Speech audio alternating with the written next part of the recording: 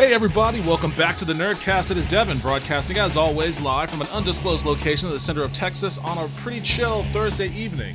How's everybody doing out there? Yo, what's going on? Lynn Ratman, how's it going, man? It's going pretty good. Just taking it pretty chill today after all of my experiences at the DMV, but once that was past me, pretty good day. Anthony, yo, what's up? How are you doing? Welcome back to the stream. I'm taking a break from gaming today. I'm actually going to, I'm in full-blown X-Men mode at this point. I've got the X-Men hat on. I've got my Storm shirt. I'm listening to this piece of music here is from the X-Men Legends video game. If any of you have ever played that, one of my favorite games, X-Men Legends. Obviously, X-Men 97 dropped. I finally watched it the other night. Going to talk about that. Actually, you know what? Let me go ahead and I'm going to talk about that with Royal here in a second. I'm going to give her a call on Discord and bring her up because I know she was just as excited about it as I am. So I definitely want to talk to her about it. Let me see if she's ready.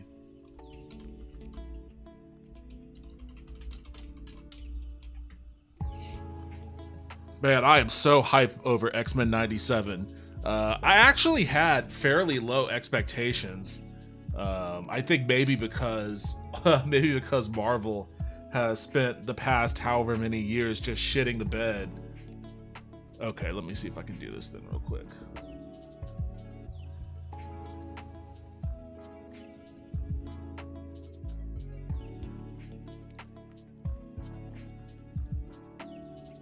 Yo, can you hear me? Hey, bud. Hey, how are you doing? Go ahead and turn that off. Let me see if I can, I can't hear you. Oh, you can't hear me. 1 second. Okay, can you hear me now? Yes. Awesome. Okay, let me see if I can... Oh, my camera's weird too. Hold on, let me change my camera.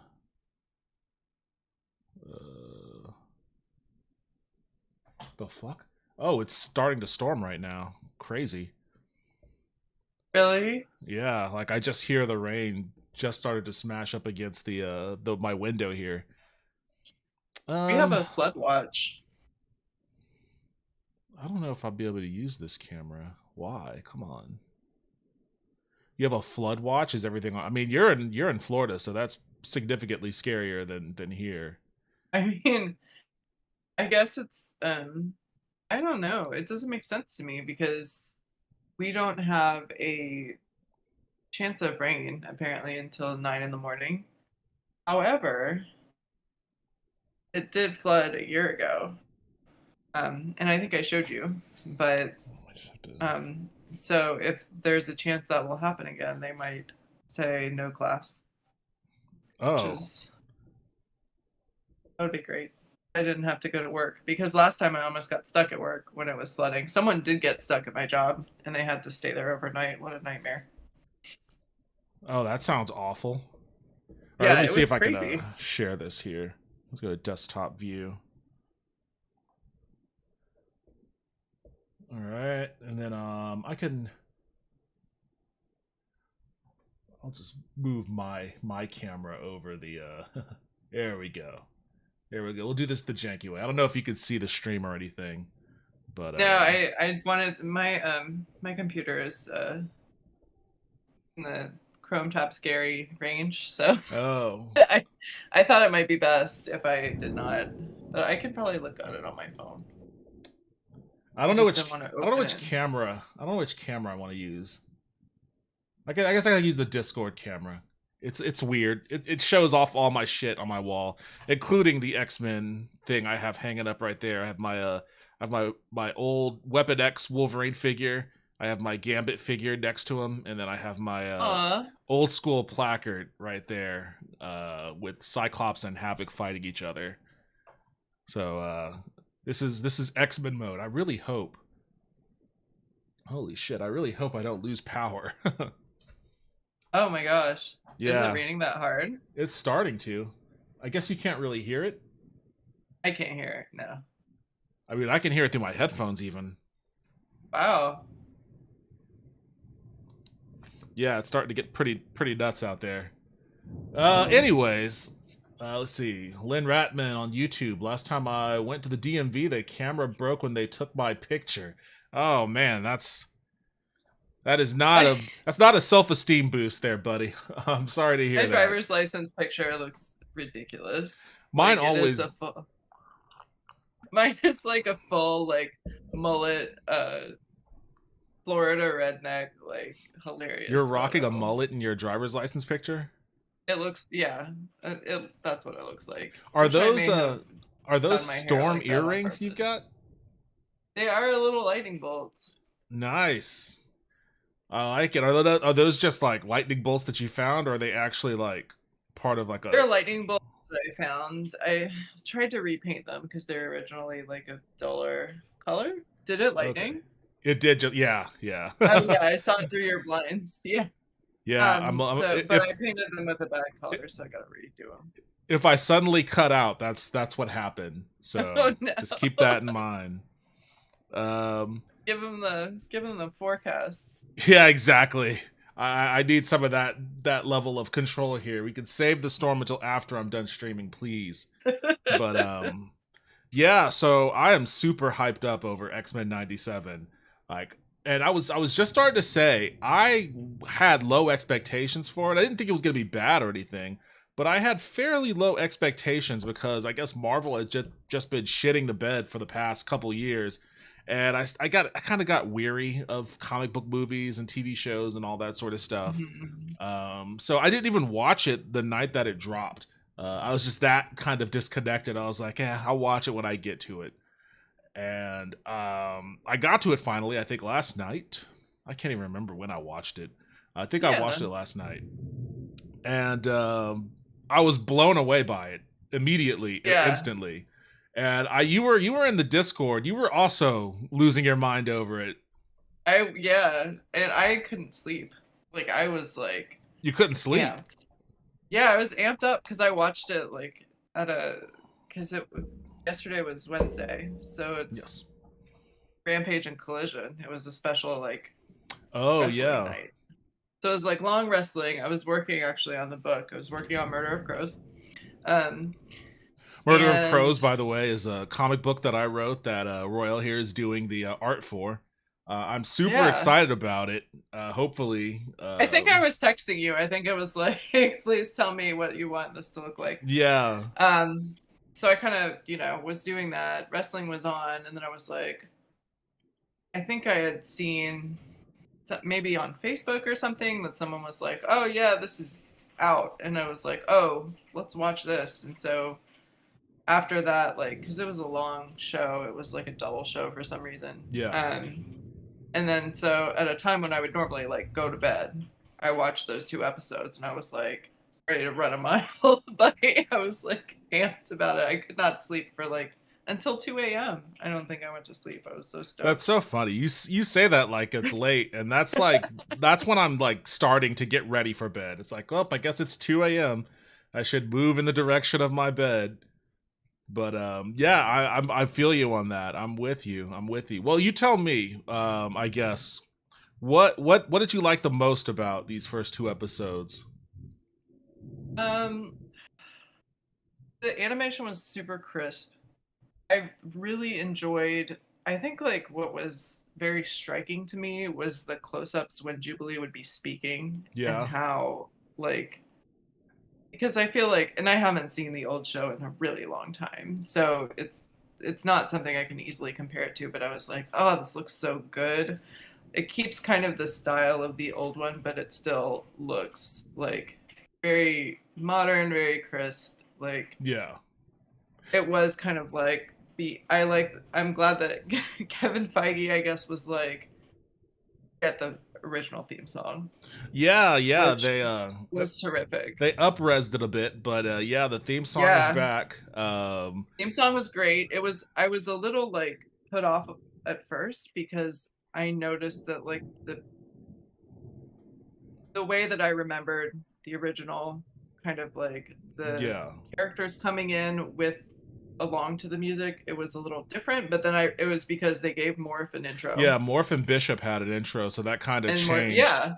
you know, the And I timing on that. remember, yeah, and I remember when the show came out, and I think the show was probably my introduction to X-Men in a way. Yeah. I'm pretty sure like it was probably like I was just getting into the comics and the show was coming out, so it was kind of like a slightly confusing part because, you know, people were really into Morph, like kids at my school. And so They were into once you Morph? found out, yeah, people really loved Morph and they didn't like that he died. And Yeah, that's then like when that's you why it's like weird come that people in, were into him because, like, if I recall correctly, he wasn't he really a died pretty character. early on, right? He died Yeah. in the first episode.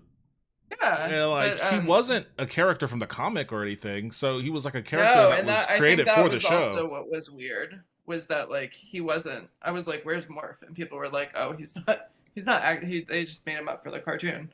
So I kind of like appreciate that they're because I feel like people were into him, Yeah, like, and I think people, but I think also that's kind of a like Marvel's blessing and curse is that they'll make a character just kind of like extraneous, like they will kill someone off, but that person for whatever reason is the fan favorite, like Blink from Blink the is an excellent example of that. You know who else is an excellent example of that? Jean Grey, which caused a ton of problems with what the writer Chris Claremont had in store for Cyclops. So like it was that was a big issue. And one of yeah the things, so, and I guess with that I'll segue into what I liked about these first two episodes. Um and the main thing is that I mean, yeah, the animation was great. I know some people were dissing the animation in certain respects. I don't really know why. I liked the fact that the background art looked exactly like it did in the 90s. Like the character animation and the cell animation is obviously different because, you know, it's not hand drawn cells anymore. It's all digitized.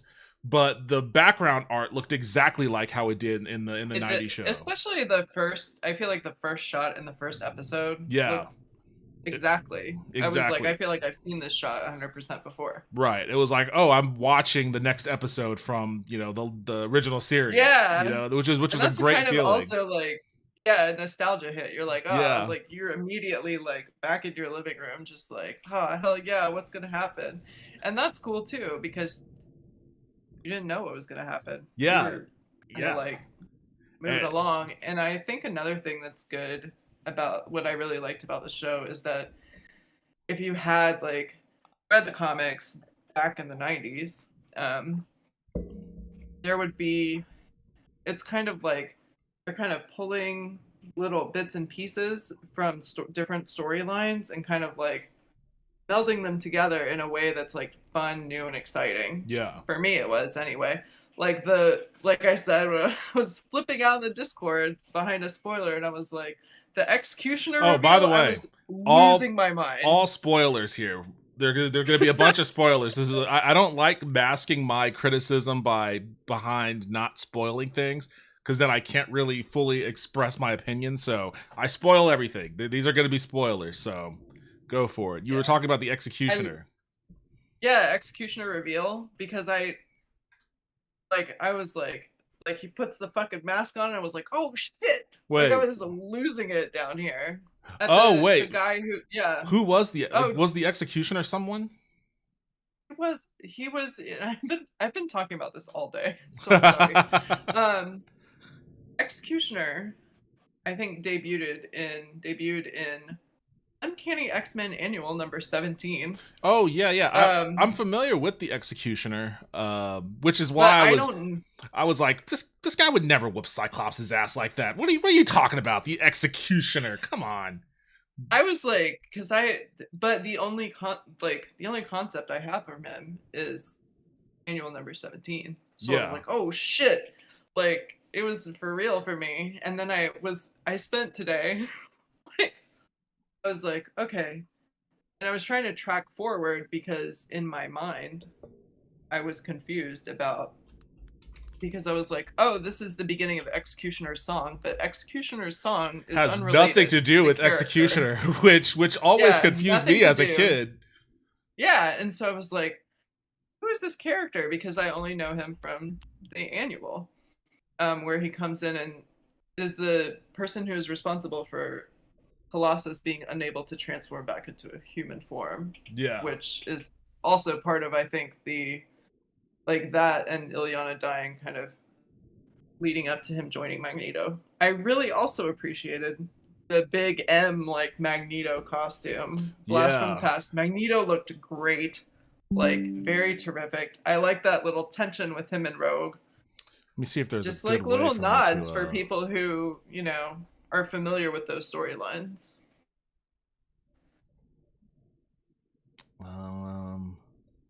No. Well, I don't know if I could. There's an effective way for me to do this.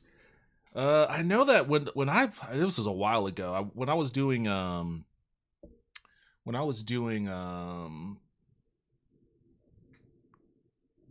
I think I know what I did. When I was doing God, what was that show? I guess this will have to do. I can't even remember the name of it. Beyond Belief. When I was doing Beyond Belief with Lauren, I knew that there was some way that I was doing the Discord call and sharing the screen and all that sort of stuff. So I think this is what I did. Can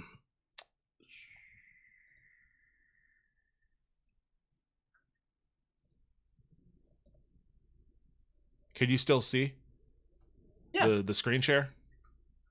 I can't see the screen share. I can see it on my phone. Oh, damn it. I was hoping I could I can see it in stream. I can't see it on Discord. Okay. Let me see if I can turn that back on.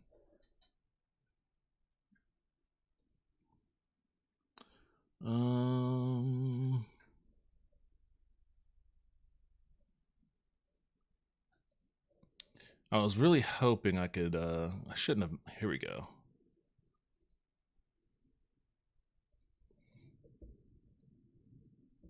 Yeah, I guess it'll just be a 3-window thing then. Oh shit, definitely don't want to do that. All right. Well, anyways, Executioner, yes. Yeah. This dude right here. I'm not terribly familiar with him in the comics. I don't think he really showed up all that much. But it was cool seeing him in the show. I went down like a rabbit hole today trying to find him again. I like that they brought him into the storyline. I think it's kind of a hint that there's going to be a lot of deep cuts in this season. Like we're probably going to see a lot of characters that we weren't expecting to see. One of which is Val Cooper. Like I was really happy to see Val Cooper pop up. I was yelling at her on the TV. Why? Why were you yelling at her? I don't like her. She is, according to a random ass panel in an issue of X Factor, she is the sister of Dale Cooper from Twin Peaks. so hopefully this is the start of like a Twin Peaks X-Men crossover that I've been waiting for years. But you should write that. I want them to more than anything. You should do that. No, you should do it. Me? Oh, yeah. I'm not weird enough to write anything Twin Peaks related. I could help you. Yeah, you got some like mushrooms or something you can do. But anyway, so I mean I love the art and animation and all of that. I'm trying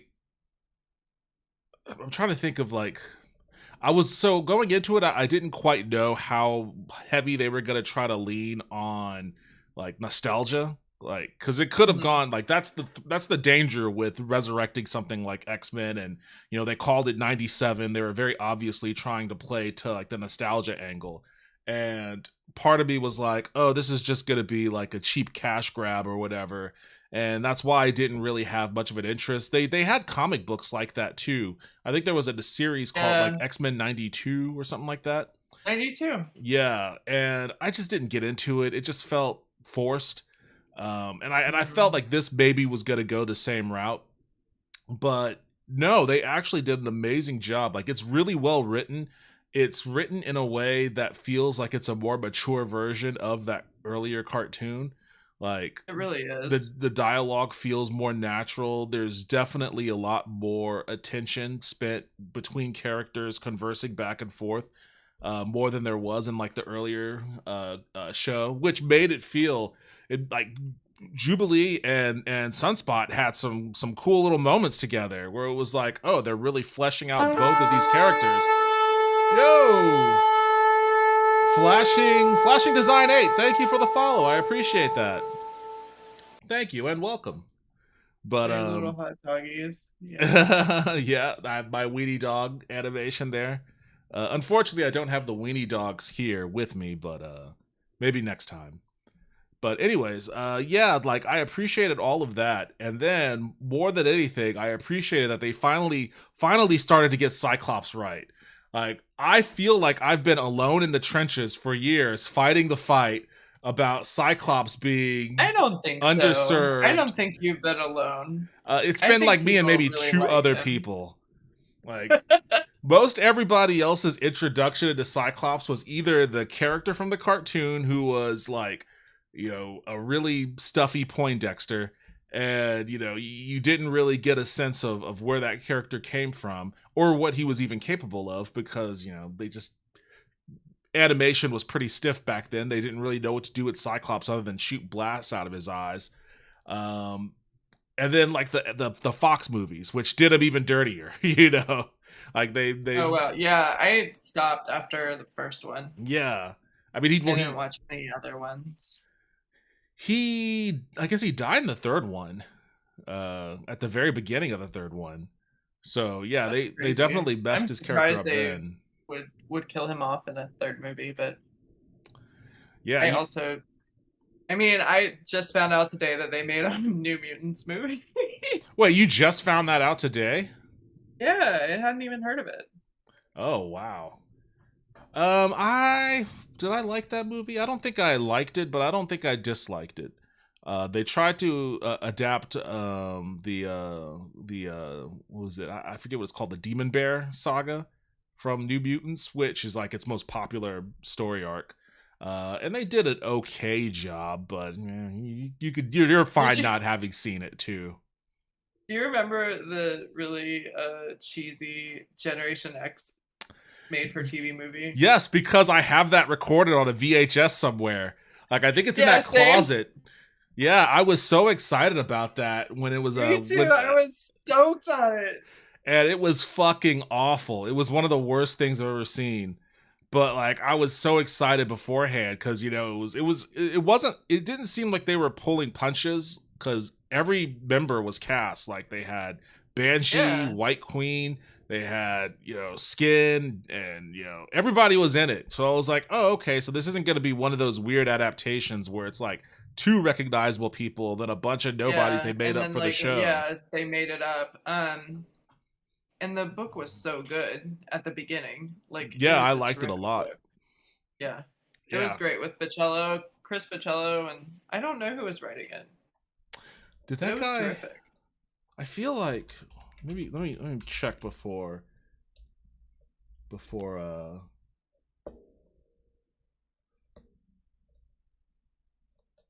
No, that's a different dude.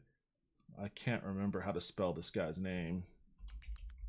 I think also what I like about Morph being back is that they use him a lot to show cameos. Yeah, so, they like, do. Morph is transforming, and when like they're having the little melee, and he turns into Lady Deathstrike, I was like, oh shit! Chris Bachalo, right? Is it Bachalo? Yeah, I think it's Bachalo. I think I may have spelt it with a P instead of a B. Okay. Okay. I was thinking of someone else. Never mind. I thought for a second that this dude may have passed away, but I think I was thinking of a different comic artist. I love his art though. I like Chris Bachalo's art, and I liked it when Gen X debuted too. But yeah, to your point, it's so clean. It's very crisp. Yeah, I was also like when Lady Deathstrike popped up, I was like, what the fuck is this? But then morphed her into somebody else after that. I was like, oh, okay, I Yeah. see, I see. Yeah, when I first saw her and I was like, "Oh!" Right? It was like a split second before your brain can fully process that Lady Deathstrike should not be there in Should any not be there at all. circumstance. Yeah. And then he And it's changes like, into Psylocke. Yeah. yeah, that's right. He does change to Psylocke too.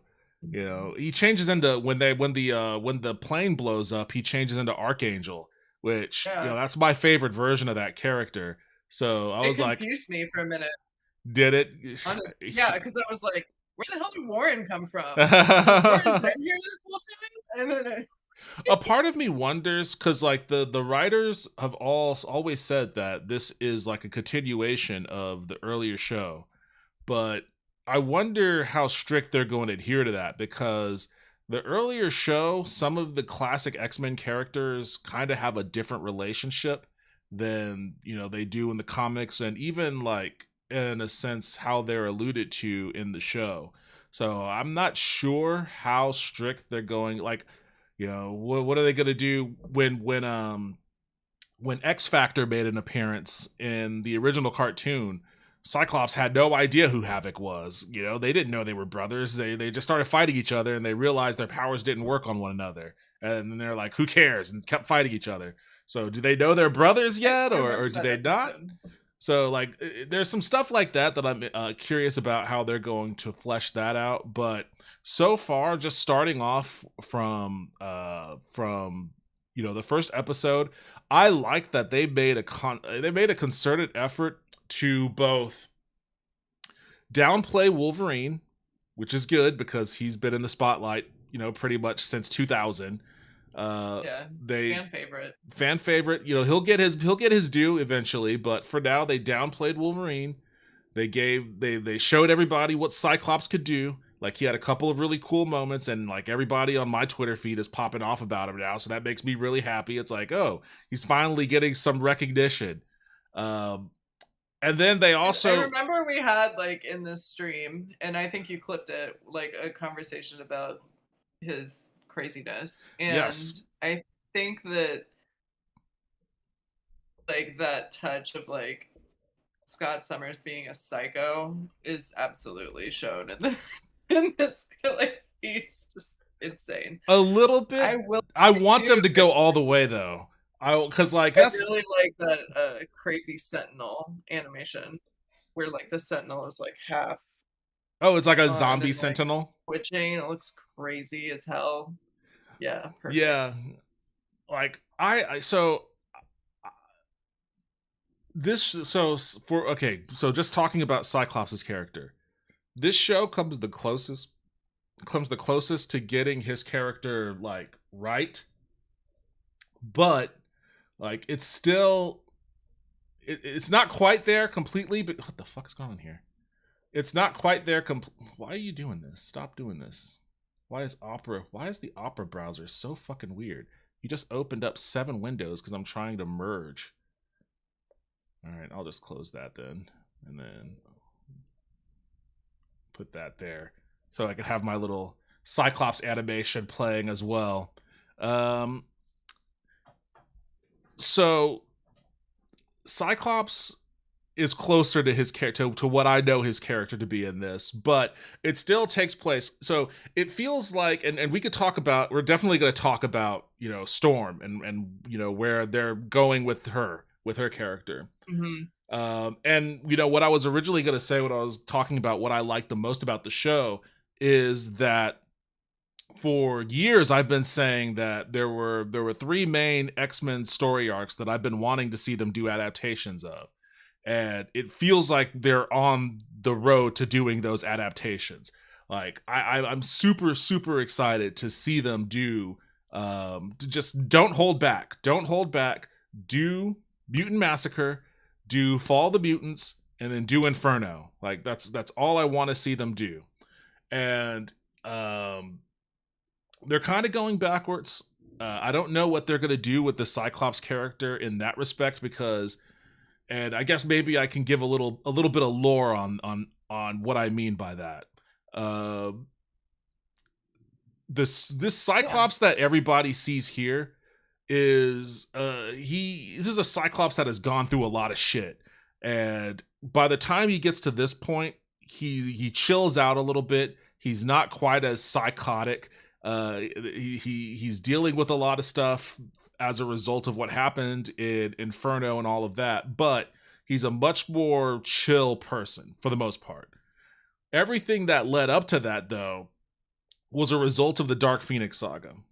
And obviously Dark Phoenix being, the most popular and retread story arc of X-Men, and Jean becomes a deity and ends up dying at the end.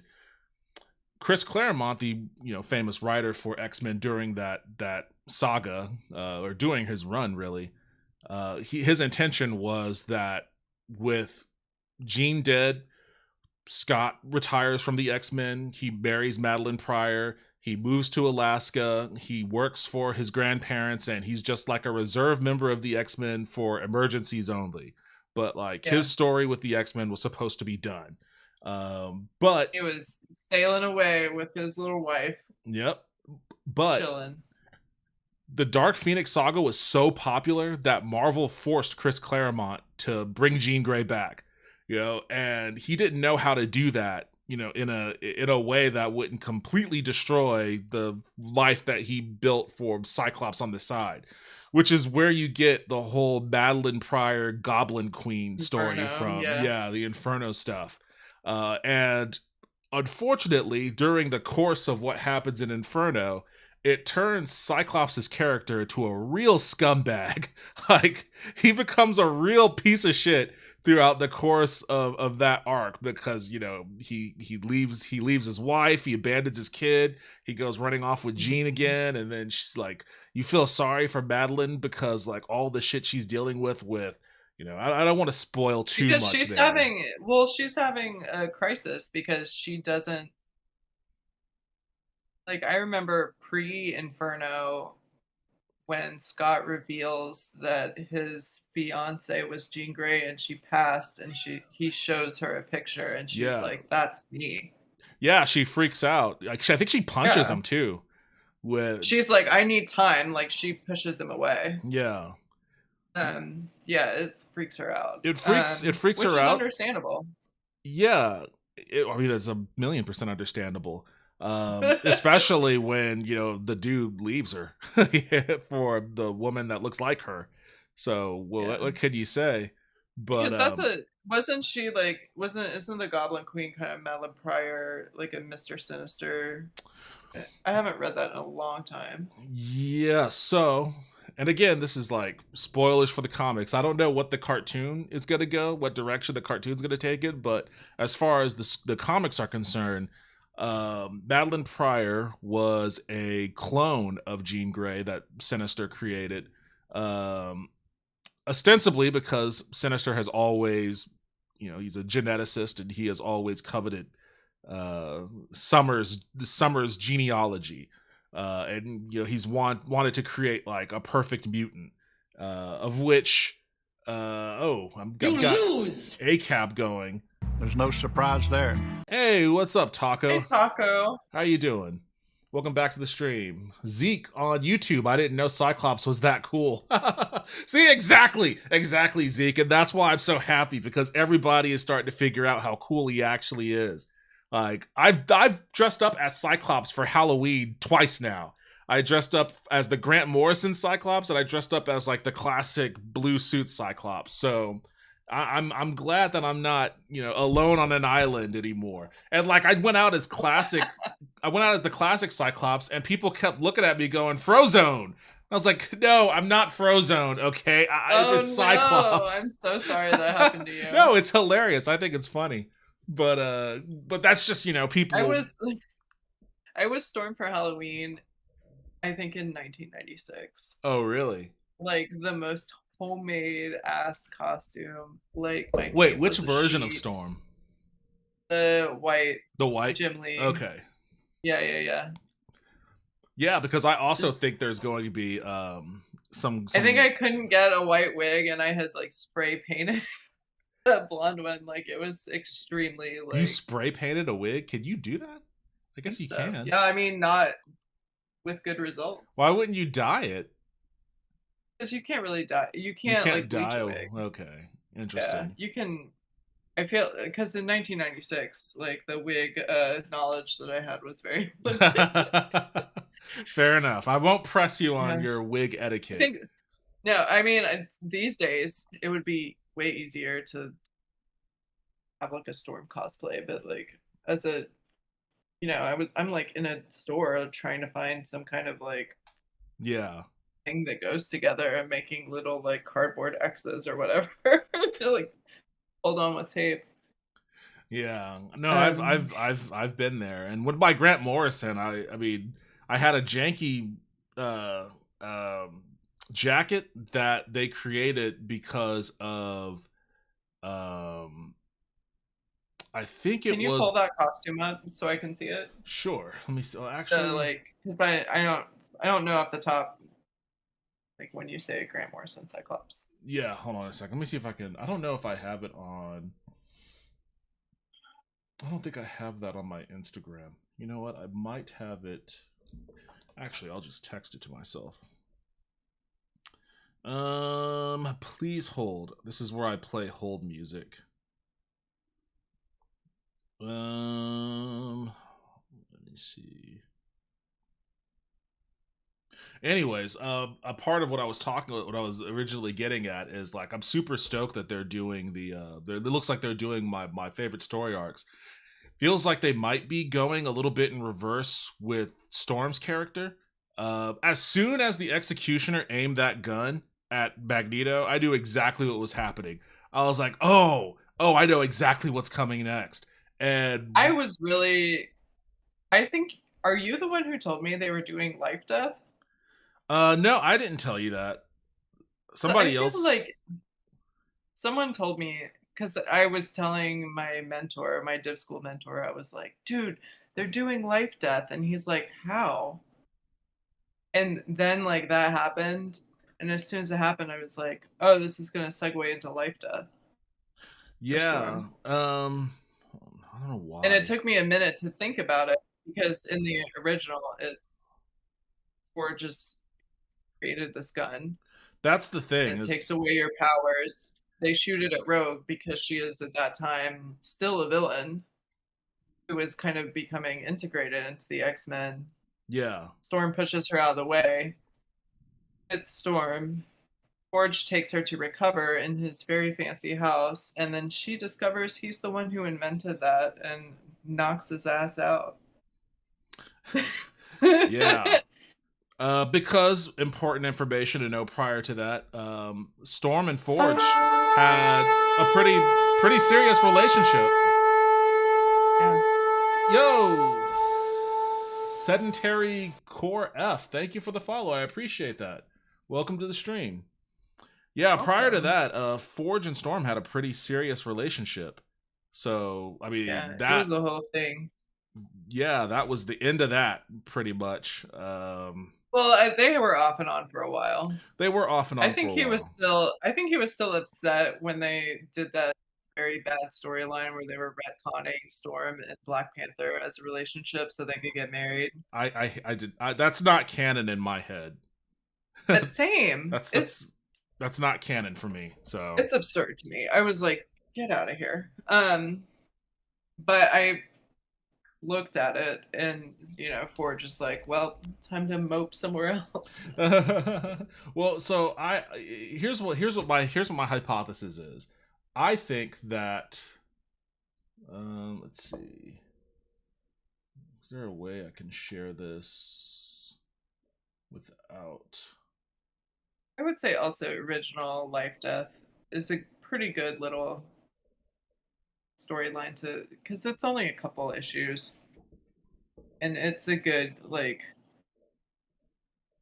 you kind of get like Storm's character, you get this kind of backstory a little bit and their kind of dynamic, and it's a very beautiful like Barry Windsor Smith. I think I know nothing of this weebery. Anime is cringe. Annie is based. I don't know what. Wait, Aini? I don't know what that is, Taco, but Yes. I mean, I guess honestly you're joking a little bit here, but one thing I did really like about the animation for this is the action sequences felt more kinetic than like the earlier cartoon. 100%. It felt more, it kind of felt like anime. It was like I was watching anime kind of fight scenes. So I enjoyed it for that, for certain. Yo, Yeah, the Diego fight on scenes were way YouTube. better. What's up? I hope you're doing good. All right, here are my, I don't know if you can see on the share here. Here are my costumes. So this was the first version of Cyclops that I did. So I had that. I have seen this one for sure. Yeah, and then this is the Grant Morrison one, where you know he has the X jacket and all of that. And I used, you can't quite tell, but I used really shitty tape, yellow tape, to do the rings around my wrist and the X's on my my gloves. So you can't quite tell there. And I have my wig there, my news guy wig. But yeah, these were my my two Cyclops. It looks terrific. It wasn't bad. It wasn't bad. I even found the X belt buckle too. Nice. So yeah, and these were my my two costumes. This jacket kind of sucked because like the cut around the pattern around the shoulder doesn't line up. You can see right here how it isn't aligned, because like the X is supposed to continue around your shoulder, but it doesn't. It's just a cheaply made jacket from who knows where. You can't always. Yeah. You can't always get it right, but you do what you gotta do. Yeah, and honestly, I can see how that's my motto. I can see how someone would look at that and go, "Hey, that's Frozone." I understand it. It doesn't bother me. I have like. But there were a lot of people also that was like, "Oh, cool, Cyclops." So you know, nice. So it's a give and a take. I appreciate that they have Mohawk Storm also.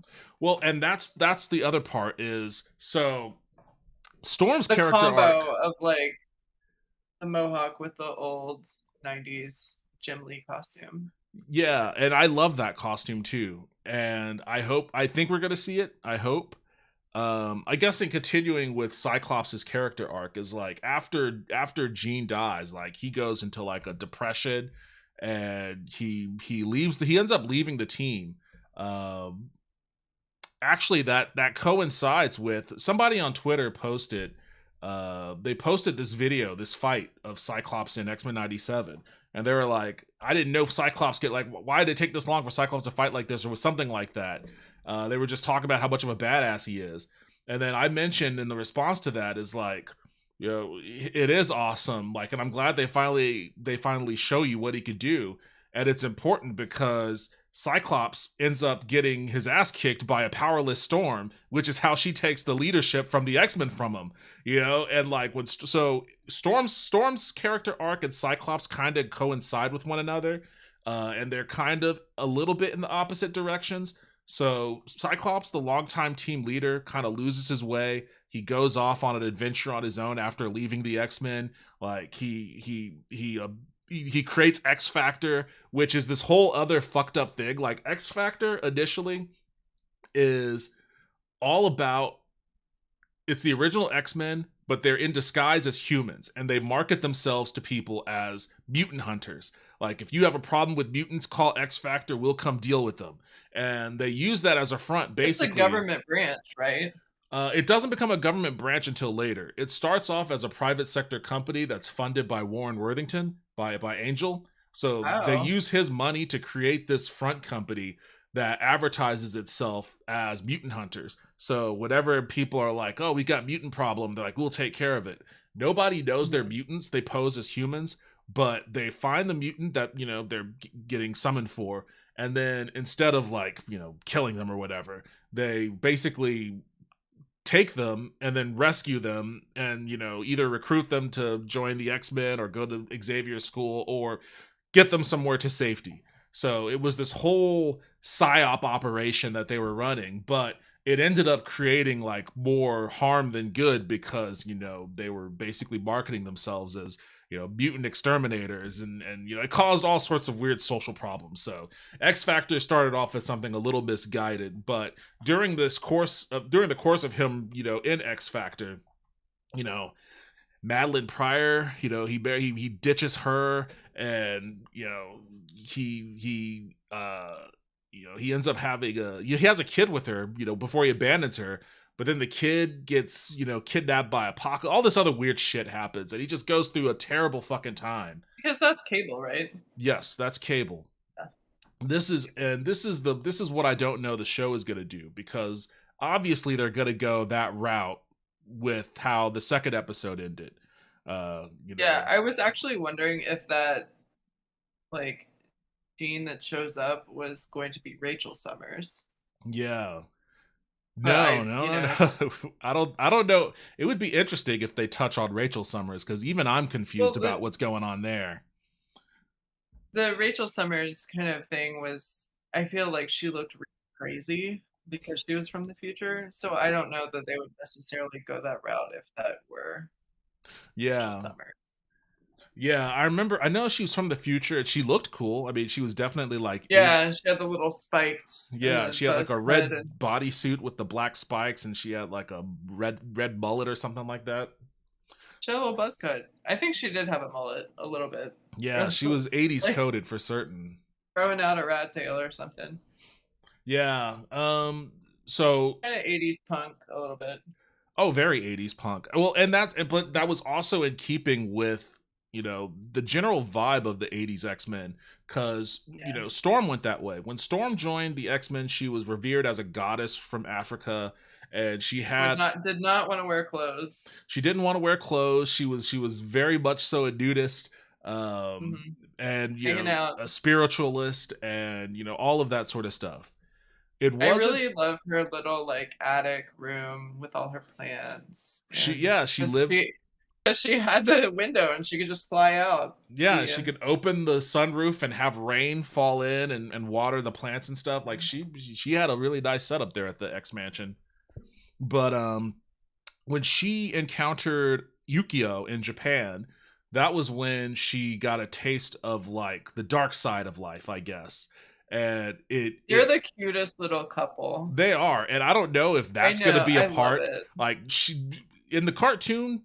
In the second episode, Storm leaves. So I suspect that she might end up in Japan or in some place where she would run into Yukio, because I think that her character arc in the cartoon is going to lead her into finding out about the dark part of herself and going punk. I think we're going to see punk Storm with like the leather jacket and everything. I would love that. I would love that too, because she is also fucking hardcore.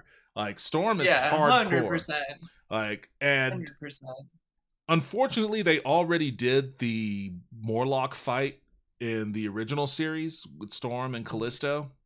And the weird lightsabers. Yeah, which if I now that this show is out, I kind of wish they had saved that for here, because this show definitely has the grit to do that the way they did in the comic, which it was a knife fight. They had knives. It was a knife fight, and it was wonderful. It was very beautifully told. It was not. She stabbed her in the heart. She stabs her in the heart, but also the way it's told, that segment where Storm stabs Callisto in the heart, she falls to the ground, is a full page of no sound effects, no dialogue. And then Storm just walks off. Like Callisto is collapsing in the background, and Storm just walks off. Picks up Angel, and is like, "We're out of here." Yeah, like she was a different type of leader than Cyclops for sure. Honestly, Nightcrawler and Colossus are in the background. Like, ain't gonna happen. They're gonna realize she's not gonna kill nobody. Yeah, it's game over. And she stabbed her, so that's it. Yep, stabbed her right in the heart. Bud. So like, I think we should prepare ourselves to see a more hardcore version of Storm.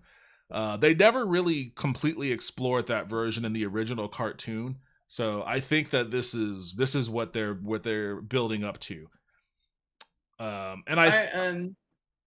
Toasty's in the chat, and he says he is allergic to cheese.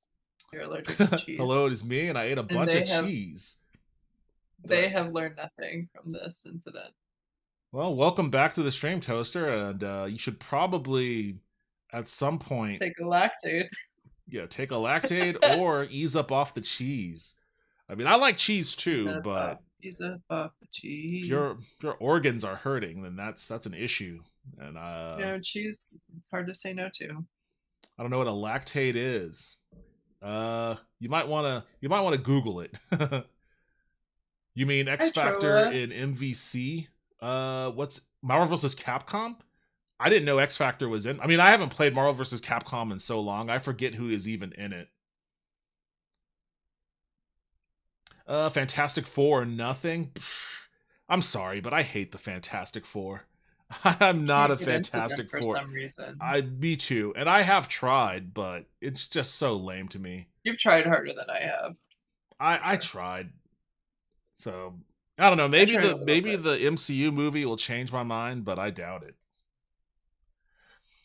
Yo, Troa Barton 2, welcome to the stream. I loved X-Men 97s. I mean, I there's not. I mean, we barely even begun to talk about it. Like, there's so much cool shit. I also really appreciated the kind of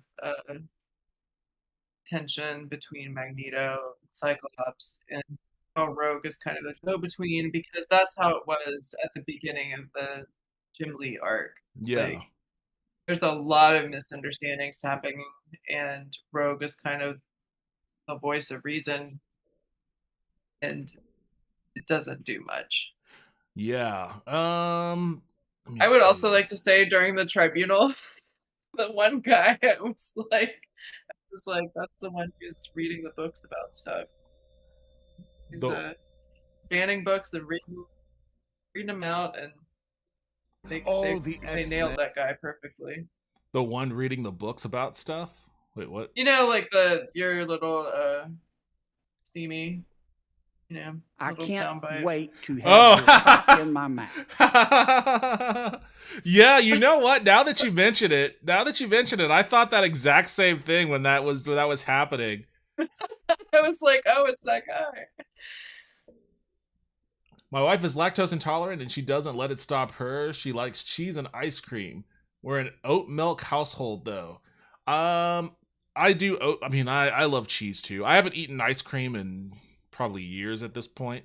But yeah, I had to cut it out. But I mean I'm not cutting out cheese for anything. And I use oat milk whenever I do my latte or whatever, but you can do without dairy. It's not that big of a deal. But I feel like I crave ice cream. You crave it? Like right now? Sometimes. No, just like sometimes I'll be like, oh, I really want ice cream. Oh, okay. Well, I mean that's that's normal, I guess. Is it? I don't know. I think so. I feel like it's a recent development in my body and brain, so I'm like, why am I craving ice cream? That's not a normal thing for you then, is what you're saying. I don't know if it's normal now. Oh, okay, fair enough. Hey, go get you some ice cream then. I'm not here to deny you your ice cream wishes. I don't have any.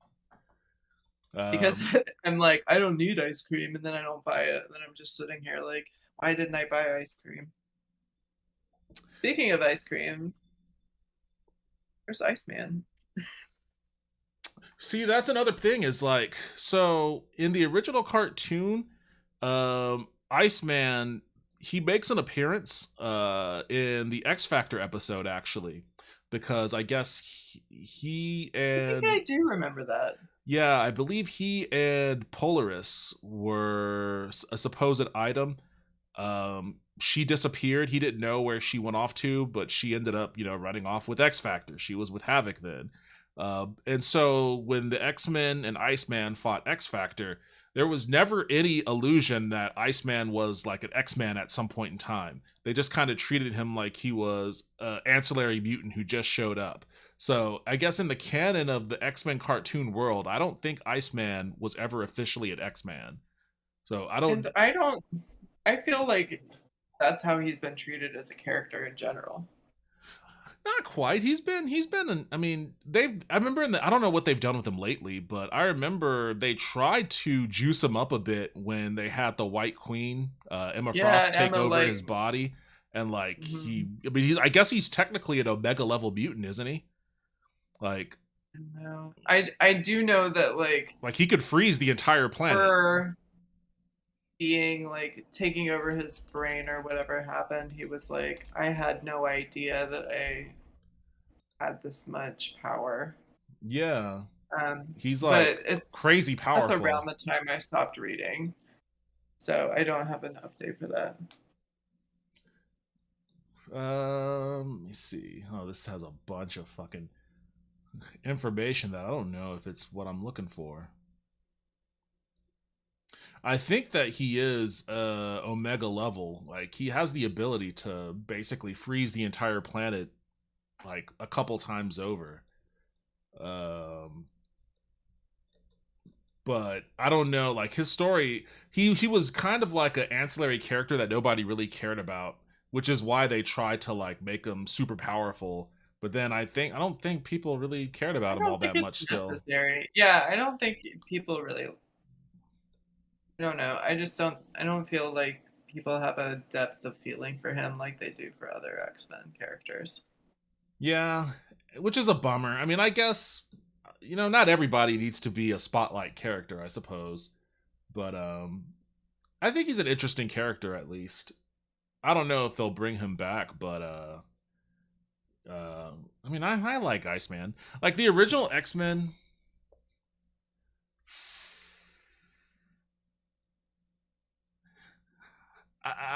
it's really like, I don't know if you ever tried to go back and read those comics. Do you have Marvel Unlimited? No, I have my totally legal comic book website that I read comics on. Fair enough. Well, but I remember when I was, you know, in middle school and I had started reading comics, and so it was probably the mid-90s, and Marvel was then reprinting those older comics.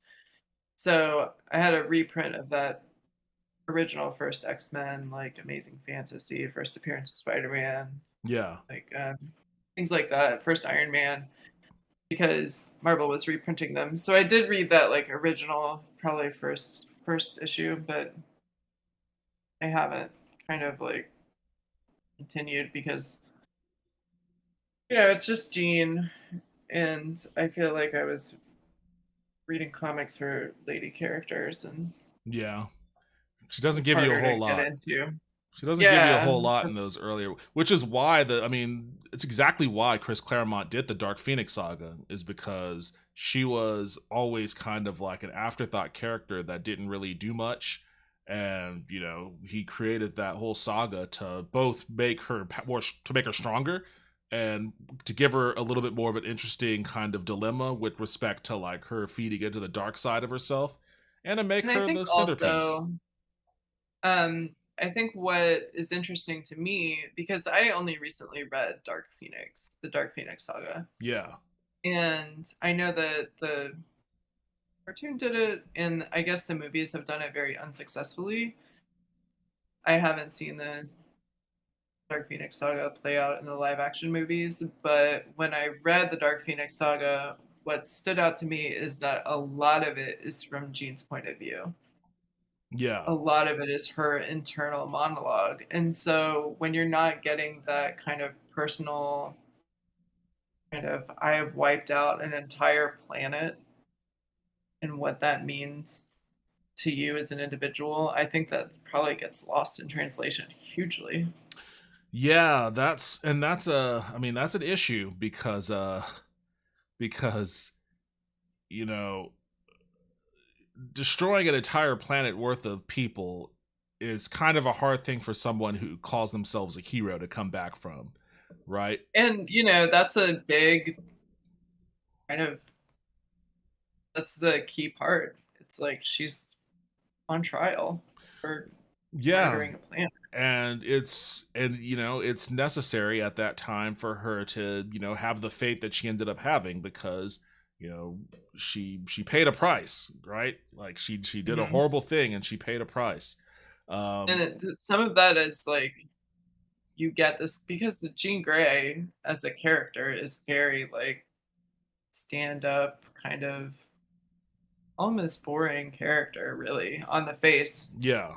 And so to have her be, possessed by this Phoenix Force and then give in to the amount of power that it gives her, that's an important, like, internal monologue. And when you completely delete that, of course it's not gonna, Yeah. And it's not gonna go over the way it should. I don't think any of the media adaptations have done like a perfect job. I think the cartoon originally did a really good job. Yo, Restraining 9, thank you for following. I appreciate that. Welcome to the stream. I think the original cartoon actually did a really good job of doing the Dark Phoenix Saga as best as they could as like a Saturday morning cartoon. Because I think it was like 2 episodes, right? I think it was longer than that. I think it may have been 4. Oh wow! Do not recollect off the top of my head. Series. And I love that costume.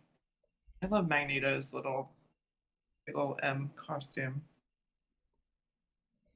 Let's see. Oh, I do too. I mean, that was when he was the headmaster for the New Mutants. And they've never introduced the New Mutants in the cartoon, so I guess it makes sense. Well, we've got Sunspot now. We do have Sunspot, and I love Sunspot. I was happy to see him show up with his 80s inspired business card. I thought that was cool. It took me a minute to kind of like connect the dots of who it was because I never really read New Mutants, so I knew his name, and I was like spending the whole episode being like, who is that? Did you read X-Force? I read X-Force a little bit, but I read it when it was like Multiple Man has Legacy Virus. That's Polaris Havoc. They go to the Indian lady who says she can cure Legacy Virus, and who is it? Wolfsbane? Oh, you're talking about X Factor. Yeah, I'm sorry. Yeah, did you say X Factor? No, I said X Force. I read a little bit of X Force, but my favorite X Force, and I'm in the absolute minority on this, was the Teen X Force with Dupe. Oh, that's way after I stopped paying attention. Dupe? Yeah, X Force was so edgy to me that like I just couldn't get into it. I mean, that was its appeal. Its appeal was it was definitely for edgelord. I also didn't like Rob Liefeld's art, so I didn't really read X Force. Fair enough. I mean, his art was a punching bag for many years. But I mean, that's where I got introduced to Sunspot from before I ever knew what New Mutants was. Because he was on X-Force along with, let's see if I could rattle off the original roster. It was led by Cable. It was Domino, Richter rather. Richter. Oh, that's right. Yeah. I forgot about that guy. Richter, Shatterstar, Feral, and Sunspot. I get them confused. And Cannonball. Feral and Wolfsbane. Oh, Cannonball. And Boom Boom. And Boom Boom, yes, you're right. And Boom Boom. How can I forget her? Yeah, she's awesome. I always liked her. Yeah. they're Wolfsbane, Feral, same thing, kinda. You know, so I had like a slightly different coloration, and that's how you could tell them apart. Yeah, exactly. Feral was like more blonde, and then Wolfsbane was brown hair. But yeah, because the Indian lady and the X Factor, I guess Wolfsbane, for whatever reason, couldn't turn back to a person, and she turned her back. Indian person. Yeah, she was First Hand Faye, thank you for the follow. I appreciate that. Welcome to the stream. Hold on one second. For sure, like X Factor 100, she's on that. Let me catch up on chat here real quick. I'm a grown woman, a grown adult woman. I'm 87 years old. I want to eat ice cream for dinner. I'm going to effing do it. I mean, don't let me stop you. If you're gonna eat ice cream for dinner, then by all means. That is the benefit of being an adult. You could eat yourselves into a type 2 diagnosis like I did. So knock yourself out. Well, perhaps not grown. I popped this in the Discord. It's her name is Haven. Oh, Haven. Okay, I remember. Yeah, I remember she had like some weird cult happening. Yeah, I remember this character. And then she tried to heal him, and he just died. Oh, I don't remember that. I mean, that was X Factor 100. Was like multiple. Oh, I do remember that. Yeah, he died of the legacy virus. Yeah, I do remember that. That was a real bummer. That, to me, that was my favorite run of X Factor, but you know, we could talk about X Factor at some other point. I wasn't really into X Factor that much. Oh, I liked it. I think I was reading it then because I think I was reading everything, but I mean, I liked it then because at the time I liked the idea of, like, you know, government mutant squad, you know, and I liked Havoc, and I was glad that he was leading his own team. I know you don't like the Summers boys, but I'm a fan. You know, I actually, you know, Wolverine Havoc Meltdown, or Havoc and Wolverine Meltdown, find that on your totally legal comic site thing, and give it a shot. I mean, the art is fantastic. It's really really amazing art, especially for the time that came out. But it's a really funny story of just like Wolverine and Havoc on some road trip, and you know, and shit goes wrong, and Wolverine is kind of annoyed because Havoc is such like he's so overly emotional. He's a pain in the ass, dude. He is. Yeah, he's 100%. Overly emotional. He falls in love with every girl that looks at him, you know, and then like it always ends up getting him into a lot of trouble. And Wolverine is, this time it's like Wolverine is there to like have to deal with it. So it's just an interesting story with great art. So definitely check that one out. I think it's probably very difficult for the X-Men 97 people to not have Wolverine so forward facing as he was in the original cartoon, because he can steal the show very easily. Which I appreciate. Like, I love Wolverine. He can steal the show easily. He's not as frontward facing as he was, I don't think. Which is, I appreciate that too, because all the other characters are so good also. There's a lot of depth and range and great stories to tell. I'm glad that they're doing Rogue and Magneto, and, you know, Gambit is all hurt. And I think they're giving everyone kind of equal kind of character development across the board a little bit. There's only so much you can do. Is there someone do you think that's not getting as much? I mean, Beast hardly showed up. But Beast had his great moments in the original, though. He had that episode in the original series where, you know, there was that doctor, that blind doctor that he was in love with, and he had like a really Shakespearean kind of breakdown, and it was an awesome episode. But I love him. I do too, and maybe they'll give him more to do. But he pretty much just was a cameo in the first episode. He's kind of a you know, a supporting character in a good way. Yeah, like a very good, like solid support member. Yeah, and kind of has been for a while. I feel like, you know, when he was on the original team, he was very, you know, in the midst of battle, but I feel like as time went on, he was kind of like a support, you know, tech person on the sidelines. Who is your least favorite X-Man? Like ever? Or I guess maybe from the cartoon or the show, or you know. I mean, because like if you go ever, that's a lot. There's like hundreds. A lot. I don't know if I know that many. Yeah. I do not. I will say that I don't like it when whoever, like the writers team, is just like, this villain. They're so villainous. We need to put them on the X-Men team. It's so obnoxious. Oh, the X-Men are full of villains who become X-Men. Which like Rogue is one, but it's one of those things that just like when they keep doing it, it's cheap. Like Juggernaut. It doesn't matter. Oh, did they add Juggernaut? What a nightmare. Yeah, Juggernaut's an X-Men. You're thinking of Marrow. When they had the second like Morlock fight, and it looked like Storm killed Marrow, but she didn't, and they put her on the team, and it was very stupid. I remember that. Yeah, I do remember that. I forgot that she was a part of the team. Yeah, I guess that makes some sense though, because she was a Morlock and Storm was still technically the leader of the Morlocks. So, You know, there was a. It just like to me when we had that first like Storm Morlock fight, it was a big deal because Storm didn't kill. Right. Like that was her whole thing. And so when you do it over again with someone who has like a bomb strapped to her heart, and the reason she's not dead when Storm yanks her heart out is because she has a second one. Yeah. Yeah, that was kind of lame. That was kind of lame. That was okay. So lame. All right. I'll give you that. When they keep doing the stuff like that over and over again. I don't know. Really, I feel like, and I have to say, like, I haven't read any of the newer things, so I haven't gotten into this like Wolverine, Jean Grey, Cyclops, polycool.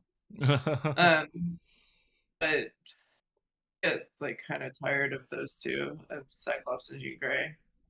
Yeah. I'm just like, come on. It sounds like you're not much of a. I think your answer is Jean Grey. Yeah, they're the like this. You know who I don't like Shadowcat.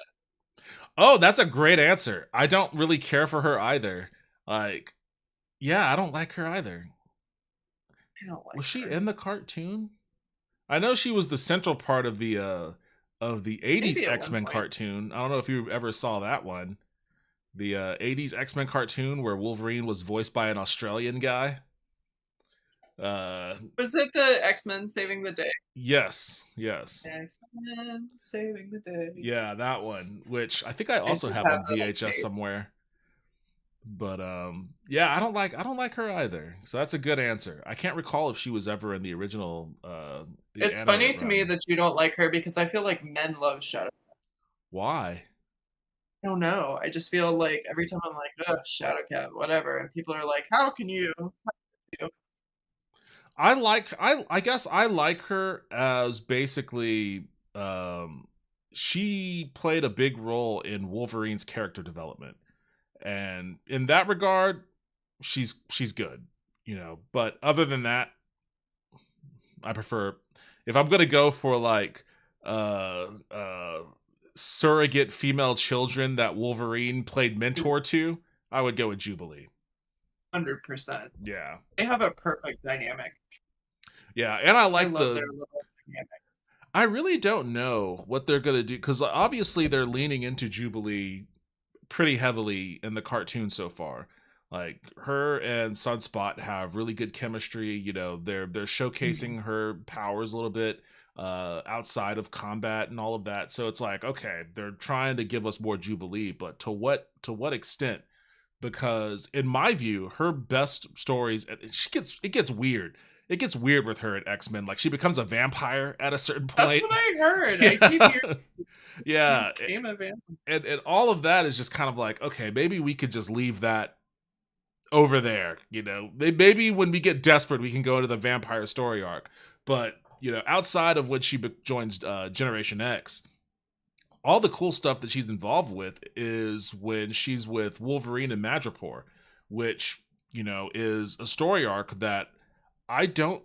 It's a part of Fall of the Mutants / Inferno. Which, again, it seems like they're building up to something that is akin to an adaptation of those two. But so much crazy shit would have to happen in this show to get them to that state. Like, the X-Men were living in the Australian outback, you know, and not even like they were a totally different X-Men team, because everybody thought that they were dead. It was like this subset of X-Men that people thought were dead because of what happened in Fall of the Mutants, which is a fucking amazing story arc. You get so much great story with Forge and Storm and Forge's background and all of that. And I hope they bring Forge back. I know he was in the original cartoon. I don't like him either, honestly. You don't like Forge? No. Why not? So I think he's a whiny baby. I never got whiny from Forge. I think he's I don't know. Like, he's too sensitive for me. Fair enough. I mean, he definitely starts off as kind of like a.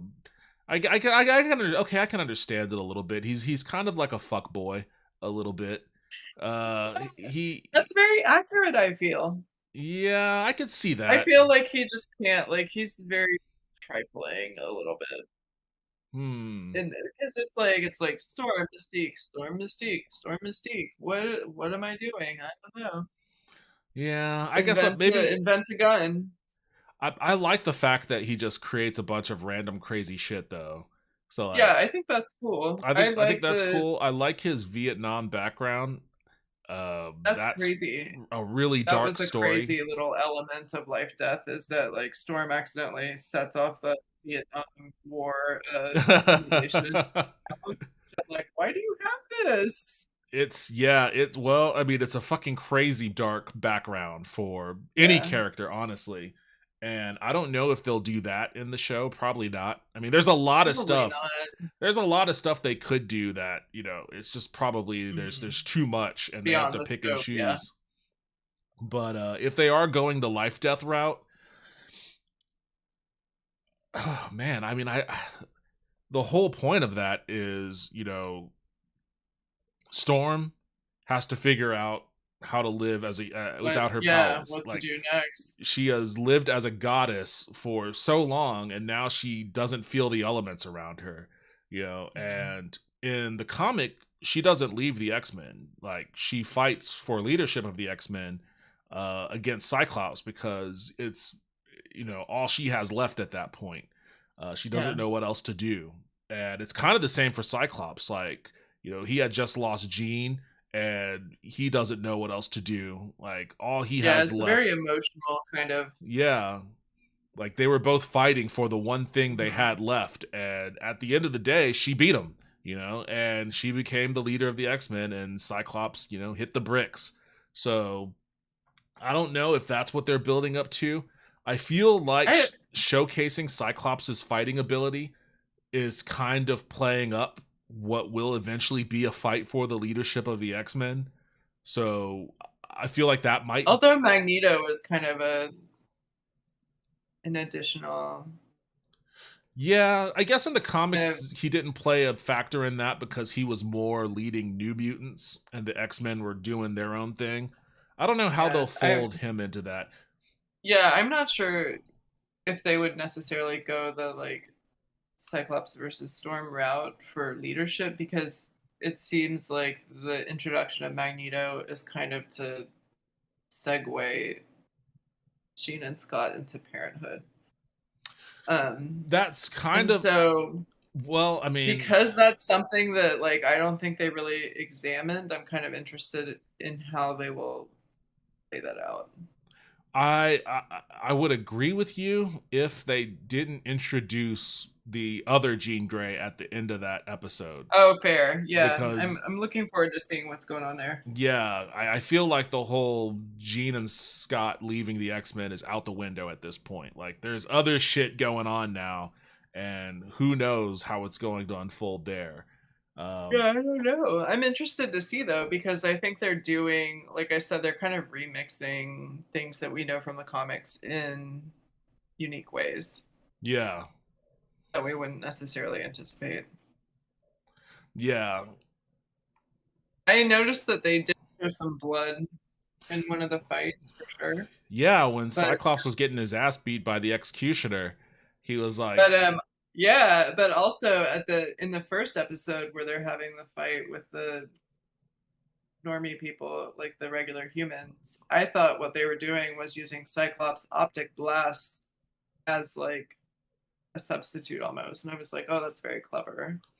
As a substitute, you would get you would see a little red optic blast, and so it would be like when someone was knocking back and instead of blood, but there's no concern for like network TV. Oh yeah, they can be like, yeah, they can show as much blood as they want if they really wanted to. They can go crazy. So yeah, but it was like when we were kids, it was like you either like there was no blood or like you could see one like nosebleed per episode, or if even that, to show blood in like Batman the Animated Series. Like, I don't know if Wolverine ever used his claws on anyone that wasn't a robot in the original cartoon, except for I think there may have been like one show of blood in the original cartoon. Maybe I think so, but I mean, in this, Wolverine could go all out on people if they want him to. So we'll just have to wait and see what they do with him there. It was always obviously more violent in the comic than the cartoon ever got. But it seems like the cartoon's willing to not pull punches or pull as many punches. I was reading the Jim Lee run a little bit today. Yeah. And it was the lead up to Fatal Attractions. Sorry, I had to kill a bug. I liked Fatal Attractions. That was a good. Did you? Yeah, I did. I did. I liked the aftermath of Fatal Attractions. I feel like reading all of Fatal Attractions in the reading order is really messy. It was just not satisfying for me. It's a little messy, as a whole. I think for me as a kid, when I was just reading like X-Men and Wolverine, and that was it. It was great. But like once I read the whole thing with like X-Force and Cable and all this other shit, I was like, what the fuck are you guys doing? It was, to me, it came off like there's a whole weird vibe that kind of overlays that arc where that something bad is about to happen. Like there's this whole air of like something bad's going to happen. You don't really know what. And because the legacy virus is out, and Magneto is up to something. The neophytes are there. He has those, so like acolytes. There's a lot of weird stuff that like it is messy, but like it eventually culminates into some pretty incredible moments. Obviously Wolverine getting the adamantium ripped out of him, and then like almost dying on the Blackbird. Absolutely. Like Wolverine number 75. Fantastic. Yeah. And the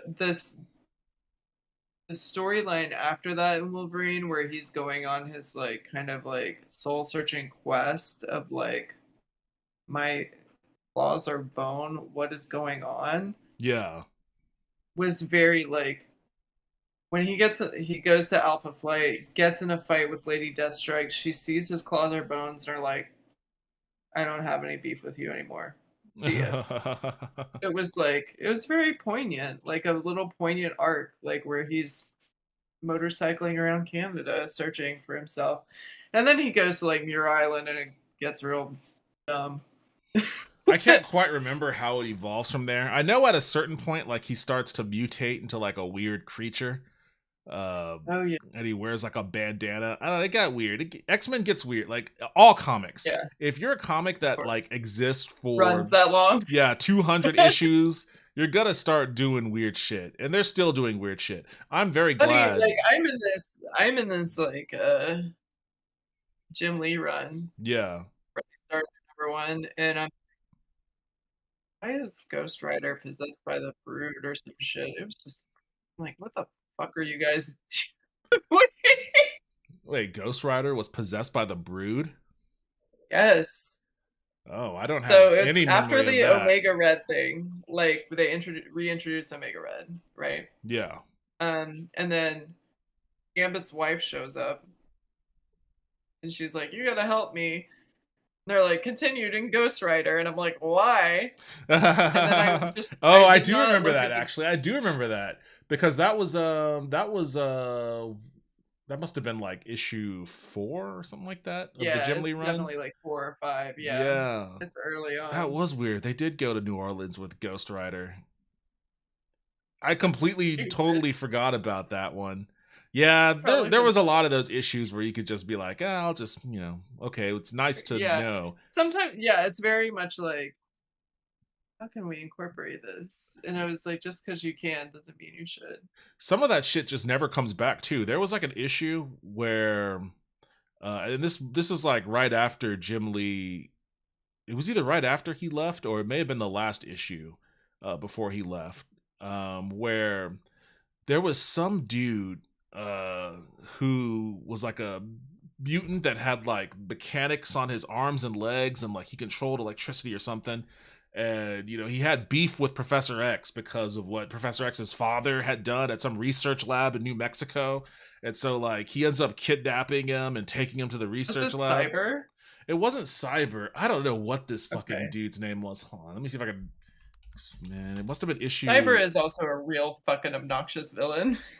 That Cyber is the guy that has poison like the claws, adamantium skin and the poison claws, and it causes you to hallucinate. It's like hallucinogens. It's so stupid. Yeah. He was chasing Wolverine for like 3 issues, and I was like, all right, I'm over it now.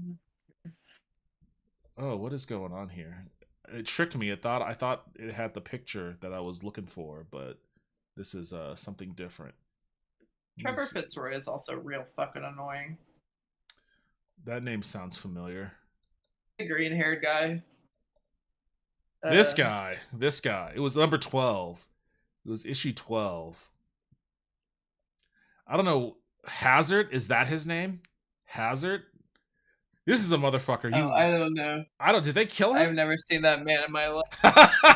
Sorry to this man. I've never seen this man in my life. Yeah, okay. Carter Reiking.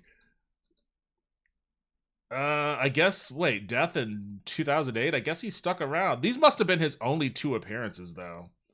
Like, because I've never heard of him after that. I've never heard of this guy. I will say that when I was reading X-Men today, looking for Executioner to show up again. Yeah. I got into the issue where Illyana Rasputin dies, and I think that's the first issue of X-Men that I actually read. Where Illyana dies. That's like right after. Yeah. Wait, hold on. That's right before Fatal Attractions. Right before, yeah. Yeah. Because Colossus, like after the funeral, Colossus joins Magneto. Yeah. Yeah, and then they have that. That was when they organized the Magneto protocols, where Xavier goes to Asteroid M with or I guess Avalon with them, and Avalon by then. Yeah. And Colossus kind of lets them in, without letting the other guys know, and he ends up Xavier ends up, mind wiping Magneto, which was that's right, the origin point of the whole Onslaught saga that happens later. So Onslaught, I reread Onslaught not too long ago. Yeah.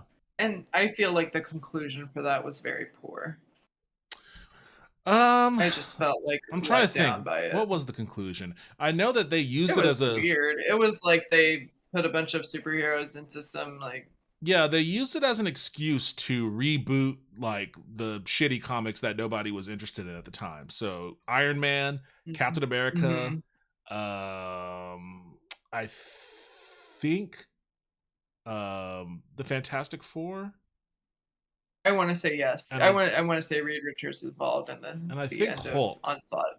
I think Hulk also. Yeah, absolutely Hulk. Because like the whole thing, it was weird. Now that I remember it, it was weird. It was like the only way they could beat him was like human characters had to like jump into his essence or something like that. Yeah, like, it was super dumb. It was weird. I don't quite understand that.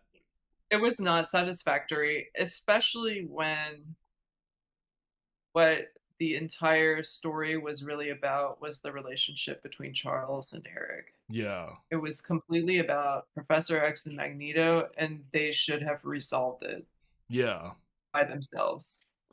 Like in my view, in my headcanon, like X-Men storylines end with Onslaught. Because in my view, like that's when you stopped, right?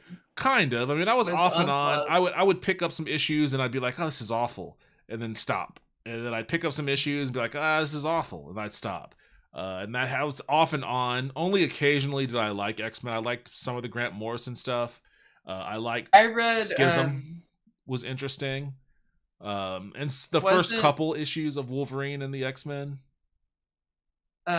Post, I want to say after Onslaught. No, maybe it wasn't after Onslaught. What was that? No, there were two. I'm thinking of Legion, the Legion thing. Legion, okay. With Professor X's, with Corvus son. Did you ever watch that TV show, by the way? No. You should. It's fucking crazy. Oh, nice. It's Phalanx Covenant. Oh, the Phalanx Covenant. That was right before Age of Apocalypse. So that predates, right? Yeah. It was the Phalanx Covenant, and then it was the Age of Apocalypse, and then after that it was Onslaught, and then it was Operation something or other with Sentinels. I forget what it was called. It was a bunch of Sentinels that were back for some reason. And then I think I also stopped reading around Onslaught. I don't remember. I did not finish Onslaught when it was happening, for sure. Yeah. I know for sure I stopped reading when they were kind of changing everyone's costumes to go along with the first movie. And I was like, I don't care about this. I don't care about Diamond Emma Frost or any of that shit. Well, I mean, so the costume thing, that's a big deal at X-Men. Like, the X-Men change their costumes pretty frequently. So it's cool. They do, but it was like, it's cool to see them like in their classics here for, I guess, this era. But do you want to see them change their costumes? I like when they change their costumes, but they that was the costume change to bring readers in from the first movie, so they were all just in that black leather suit, and it was just boring as hell. Yeah, I agree with that, but outside from that, when they do weird stuff and they do their fun things, and Storm's got a big ass lightning bolt or whatever. All of them in that same costume is just eh. And I feel like at that time too, the art was not great, the coloring was not great. It was just, I just wasn't into it. This is what I want to see right here. Let me see if I could. Oh yeah. I don't feel like Psylocke gets enough attention. Well, I mean, that's kind of a crazy storyline there. Did they do that in the original cartoon, the Psylocke stuff? I think she shows up in the Mojoverse thing. Oh. In the original cartoon. I feel like they plopped her in a Mojoverse episode. Because obviously there are two different Psylocks. There's the English 3, maybe 3. I don't know the third one. Because there's Psylocke, the British version. Yes, there's Japanese Takeover, and then the clone of that. There's a clone? Yeah, Revanche. Oh, I was not aware of the clone. The clone of Psylocke is super weird.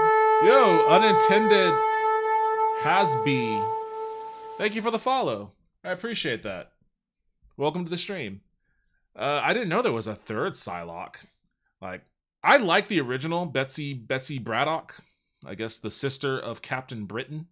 I liked her. I mean, her costume was out of control.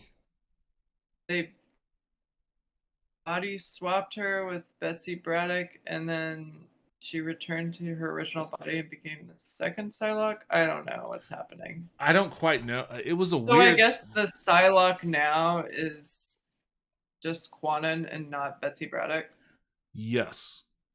Okay. I don't know what happened to Betsy Braddock, but I know that Psylocke is ostensibly Kwannon now.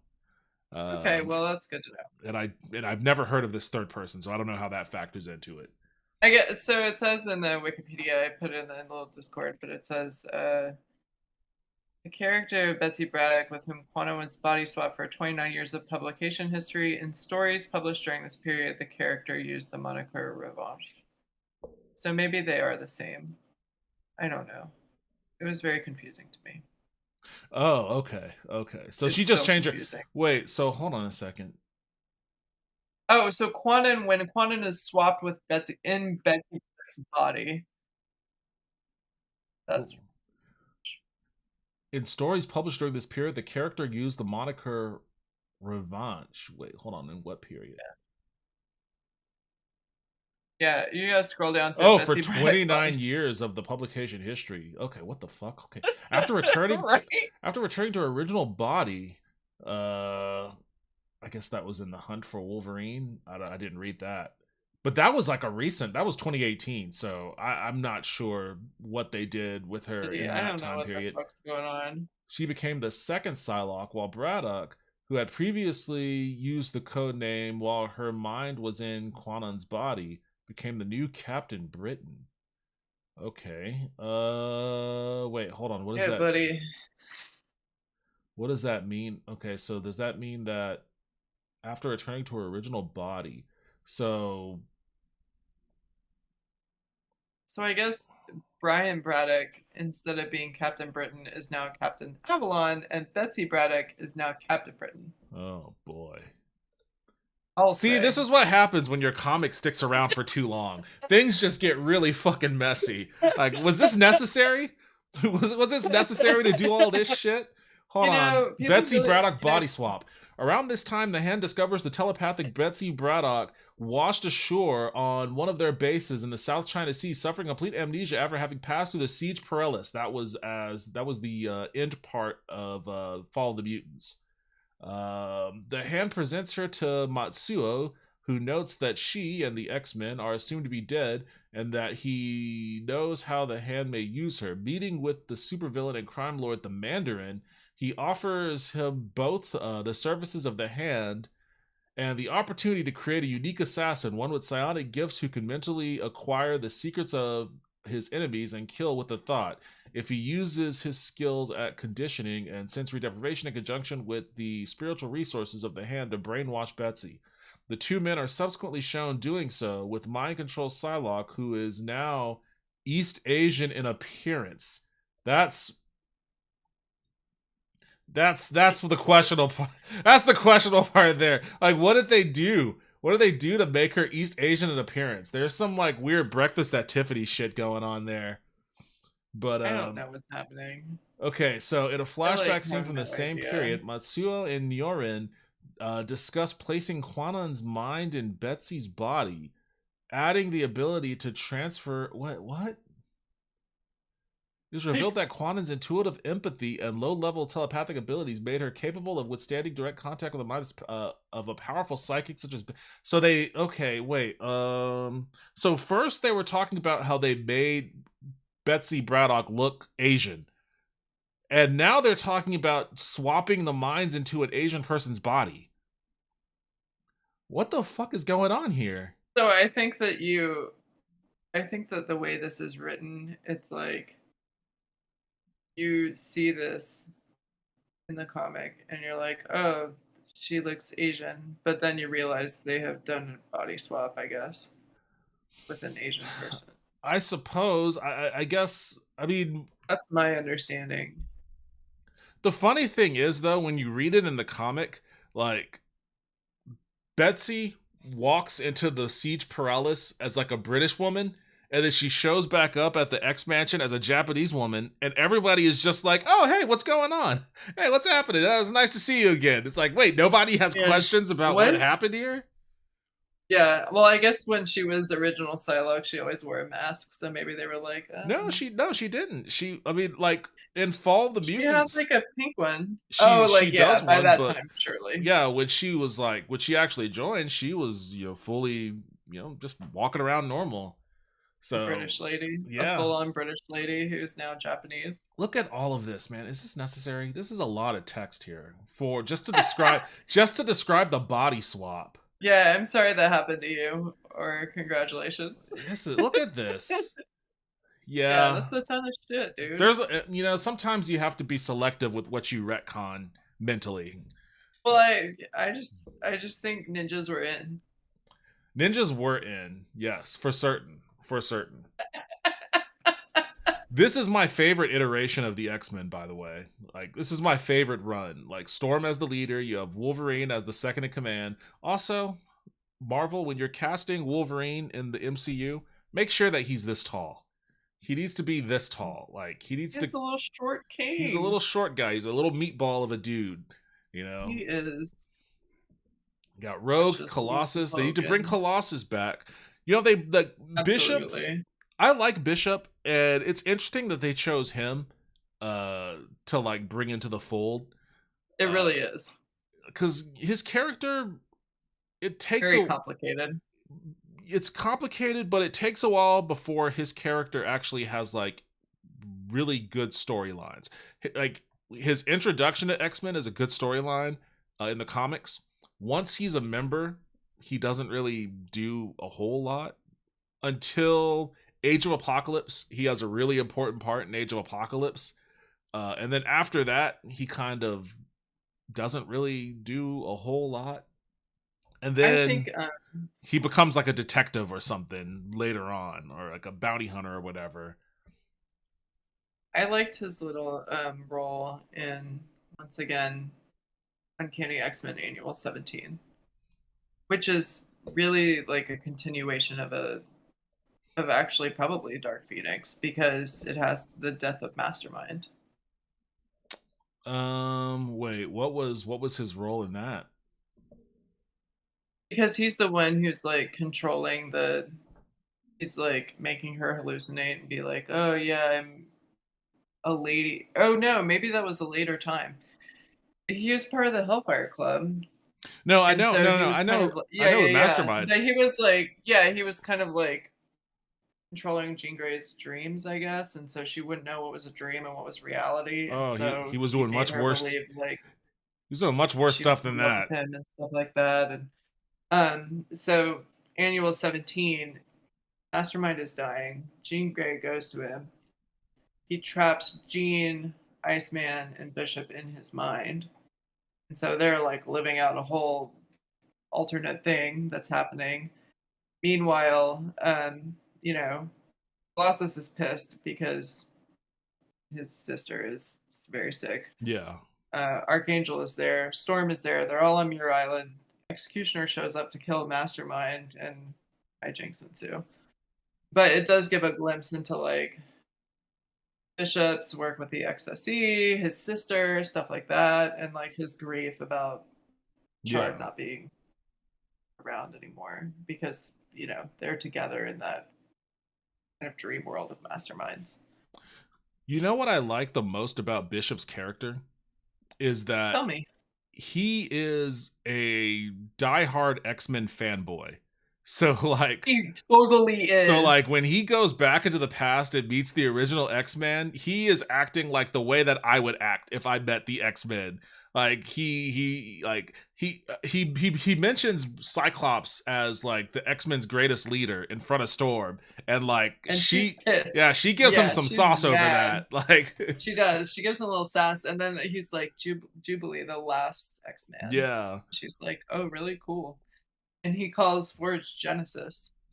Yeah. And that's like a point where they're like, oh, like there's something's going on. Like it was really interesting to see that dynamic. And obviously he accuses Gambit of being the traitor, which is a runner that goes on for quite some time. What do you think? Like, it's weird how people are reacting to Gambit's character in X-Men 97.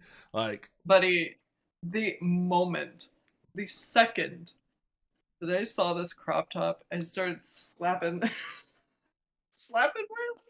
slapping Daryl Surratt, like people are saying, like, look, dude, it makes the most sense that Gambit would wear something like this, in my view. Like, Gambit is 1,000% wearing a crop top. Yeah, like of course he's wearing a crop top. 1,000%. I don't get why people are like, this is demasculating or any whatever kind of stupid shit they're saying about it. It's like, if you know the Gambit character, like this is just second. I didn't think anything of it. He showed up on screen wearing that, and I was just like, oh, yeah, you got that's Gambit. He's making beignets, you know. Yeah, he's absolutely making beignets. Jean Grey, get out of the kitchen. Yeah, Gambit here, like, frying the donuts. Yeah, I kind of wanted one, honestly. But yeah, me too. Yeah, like this was it was perfect. They were laying a lot of seeds in this episode. Obviously, with what we talked about with Storm and Cyclops and Jean and all that. But then also like the whole love triangle between Gambit and Rogue and Magneto. Which I was surprised about, honestly. Yeah, like I don't think it's very. I will say that like maybe a person coming in who didn't read the comics like might be like, what? Yeah. But like I knew about it, Yeah, I think it took a lot of people by surprise. Because there was that like arc where like Magneto didn't know what's going on, and he thought his name was Joseph, and they had like a little romance happening. But the Joseph thing is weird. I don't know if they're gonna go as far as Joseph. Oh, we hope not. I think I only read that because like Joe Madureira was on art at that time. Yeah, that was in between. I believe that was after Age of Apocalypse. Yeah, that was in between Age of Apocalypse and Onslaught. And for sure. I don't know how they resolved the Joseph story because I stopped reading after Onslaught, so I don't know what happened to him. He disappeared at some point, and I'd have to look. Rest in peace. But yeah, I just was not a fan of that whole weird story arc. But I feel like they're gonna probably tie in some of the Joseph stuff into this without having to create that character. Which I think is the benefit of doing this is because they can like kind of pull from different things where it's not you're not getting into like Swell Facts. Thank you for the follow. I appreciate that. Welcome to the stream. Yeah. I mean, I feel Jim Lee like really had us in a chokehold. What's that? I said Jim Lee really had us all in a chokehold. Like, I've been in a chokehold. Honestly, he's not even my favorite X-Men artist. Like, my favorite X-Men artist was John Romita Jr. Like, I loved everything, and I loved his art so much that I even read. I have a Superman trade, and I don't like Superman, but I bought a Superman trade because he did the art for it, and it's actually really good. The story's really good too. I think it's called Men of Tomorrow, Superman Men of Tomorrow.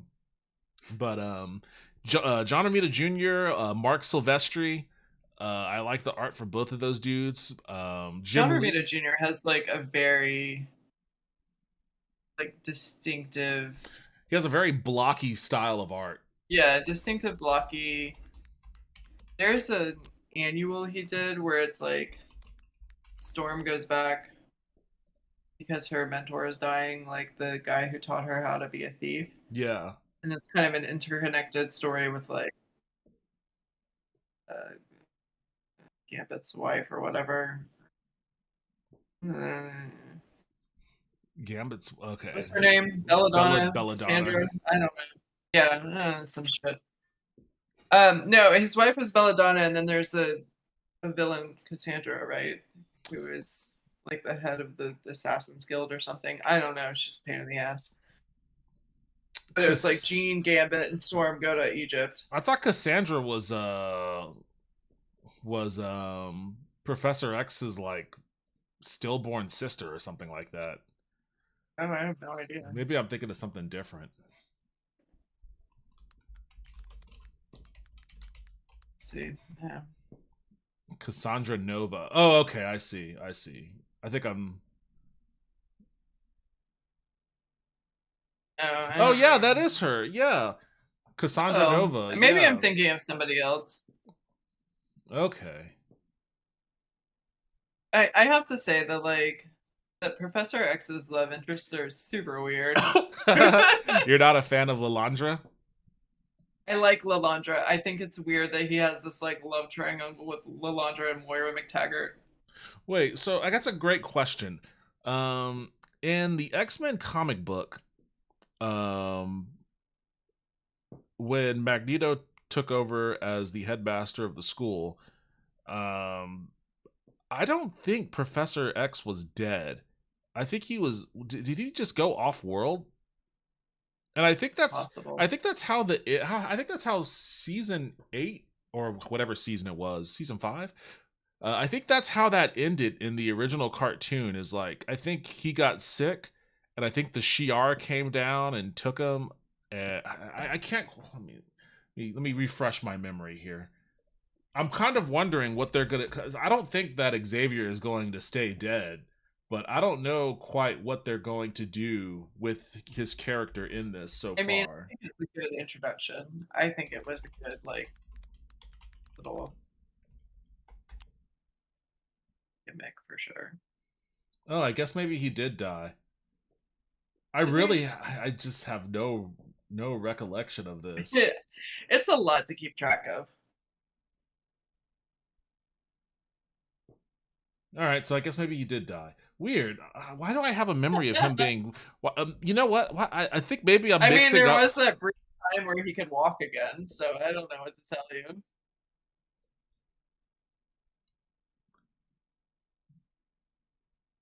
I think I'm mixing up my storylines between comics and cartoon. Yeah, I don't know. That's weird. Okay, so I guess he is dead. Sucks to suck. But you know, did they bring back Alfred and Batman, or you don't know? Oh, I have no clue. There was a really good run of Nightwing that was the aftermath of Alfred's death and Alfred leaving Dick a lot of money and what he was going to do with it. But it was a really good little run of Nightwing. It was very cute. I don't do the art was terrific. I don't do DC over here. No DC. This is Marvel. The only reason I read it is because my coworker told me it was really good. Yeah. I looked it up on my totally legal comic book reading site. Totally legal on the up and up. Yeah. All right. Well, what else haven't we talked about with X-Men 97? I mean, other than the fact that we think it's fucking amazing so far and are looking forward to every episode. I'm really enjoying it. How many episodes? I think it's very. Do you know? Oh, I don't know. Not off the cuff. I want to say 8 for some reason, but I don't know if that's a real number or just something I made up. Is X-Men? I feel like the 97.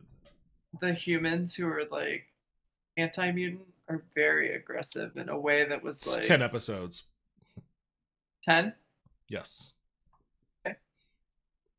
Yeah, I feel like those guys were like very aggressive in a way that they maybe wouldn't have been in the older cartoon. Like I was kind of uncomfortable how.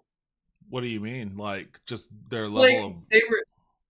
Yeah, the level, and it was very much like, because I guess, you know, in the 90s, the culture of the world is a little different. I mean, they were now like people are very. They were pretty extreme in the 90s. They were, they were extreme in the 90s, but it's just so, because in the 90s, like people were not like they are today. Like I feel like the Trump climate has made it like even more. Hold on one second here. In a way, does that make sense? I know what you're getting at, but I think that like, oh man, I wish I knew how to. I know I posted this like a million times.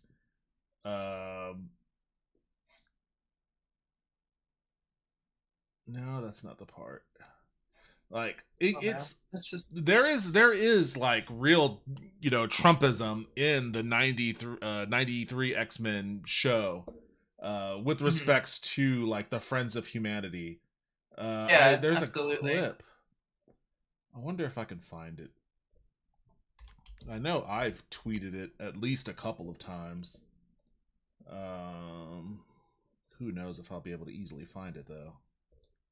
I know it was it went viral, not my tweet, but it went viral a couple of months back. Like people were talking about X-Men being overly political, and like of course, you know, you have your usual subset. To the world of X-Men. Yeah, you have your usual subset of people that complain about this or that being overly political, and they were complaining about X-Men being overly political, and everyone was like, "Guy, it's X-Men."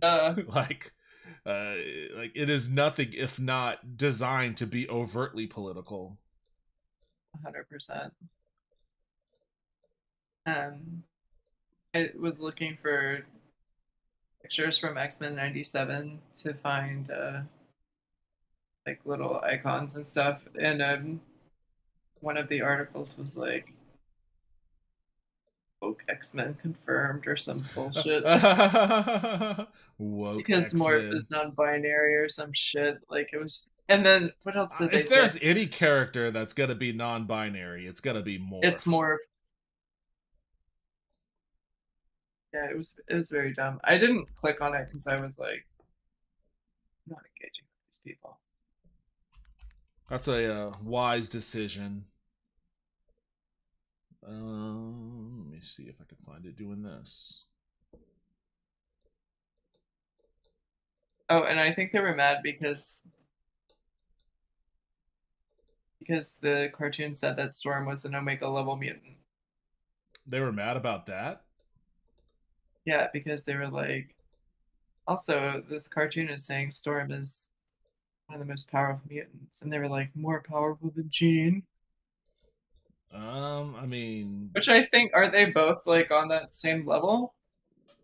I think that Jean. Yo, Lordly BRK. I don't know if that's Bark or Brick, but hey, thank you for the follow. Welcome to the stream. I appreciate that. I mean, Jean got her power boost from the Dark Phoenix, and that kind Jean is an Omega level mutant. Yeah, she ate the devil fruit, so she has a boost from that. But yeah, like Storm is Omega level, Storm is on her own. Here it is. Hold on 1 second. Magneto is. Yeah, Iceman is. Iceman, yeah, Iceman's an Omega level mutant. He's pretty fucking powerful. So this was from the original run. Logan. If you can hear it. How are you feeling? That mutant beat me up pretty good. They're animals.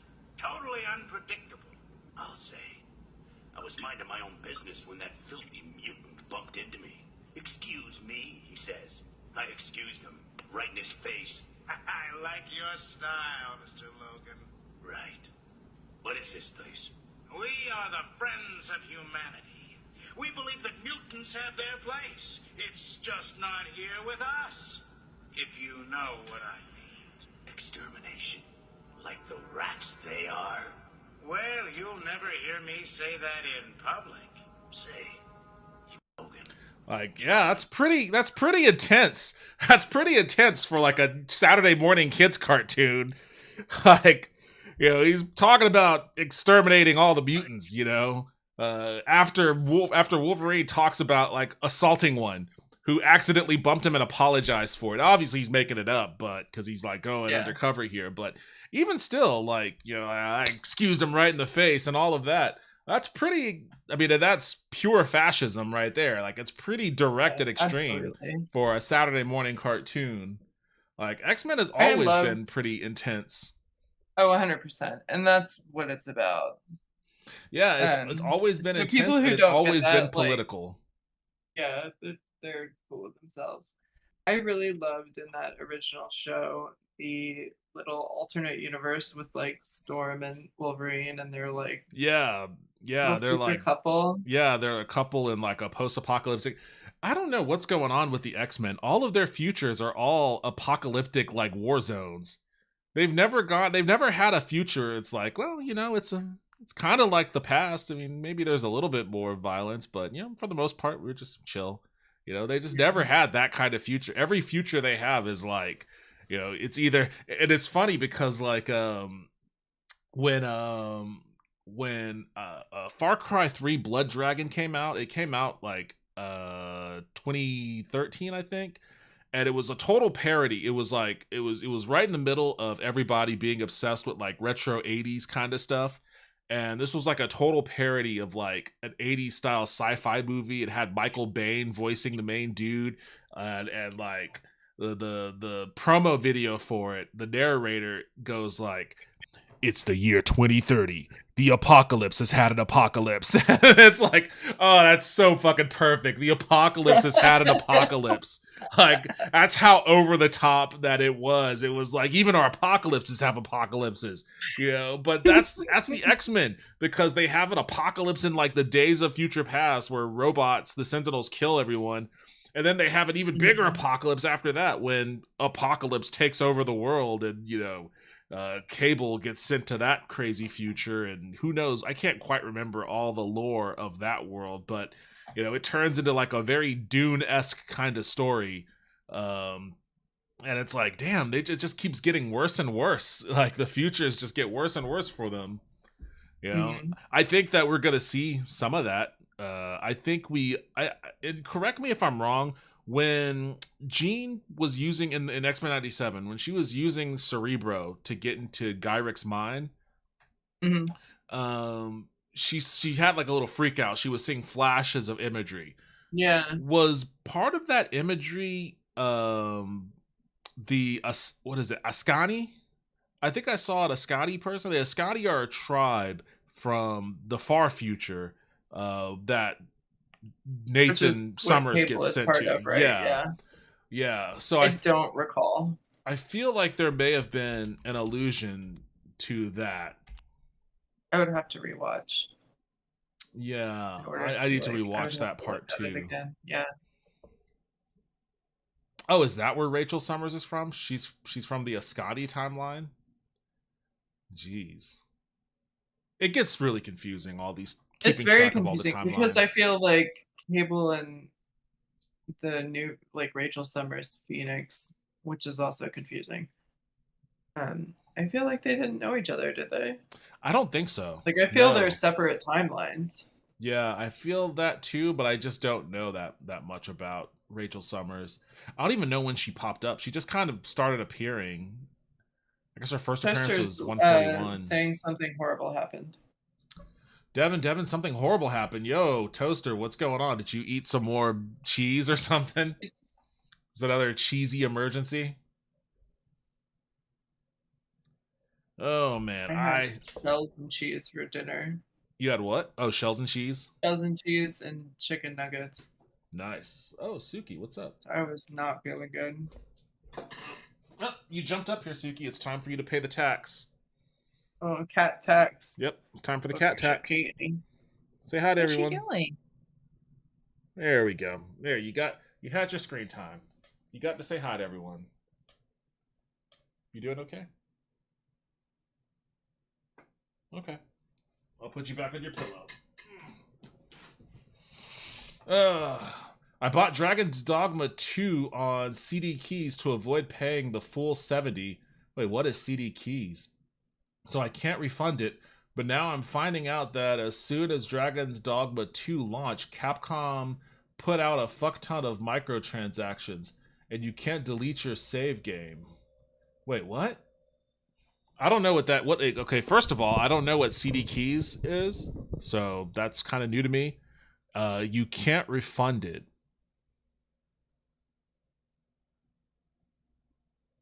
They put out microtransactions. I'm not sure what's happening, but it sounds like something horrible for sure. So I'm sorry that happened to you, Toasty.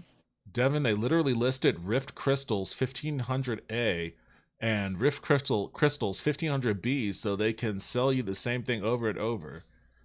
DD2 just got review bombed. CD Keys is one of those sites where they buy games in bulk when they're on sale, then sell you the key. Oh, okay, I see. Interesting. Wait, so there's a bunch of microtransactions in Dragon's Dogma? Why? That's weird. Also, I put Altoids on a spoon, dipped it in cheese, and it was really gross. This day is awful. Well, you're kind of asking for it on that one, so I don't have a lot of sympathy for you on that one. I don't know why you would even do that. But, I mean, I guess somebody had to at some point. All right, is there anything left to say about X-Men 97? More, please. Yes, I think they drop every Wednesday, right? I think Maybe. So. But, But I think this one they gave us 2, and the next one. Yeah, it's just going to be one. Which I'm okay with. Wait, was this? I can't even recall if it was only 30 minutes, right? I think it was just 30. I can't. Yeah, I think so. Yeah, I think it's just 30 minutes. I mean, it's animation, so they can't like do 10 1-hour animations. Excuse me. But I refuse to learn from my mistakes, Devin. I have an unshakable philosophy against it. It has cost me 3 marriages, 4 kids, and every weekend of my life.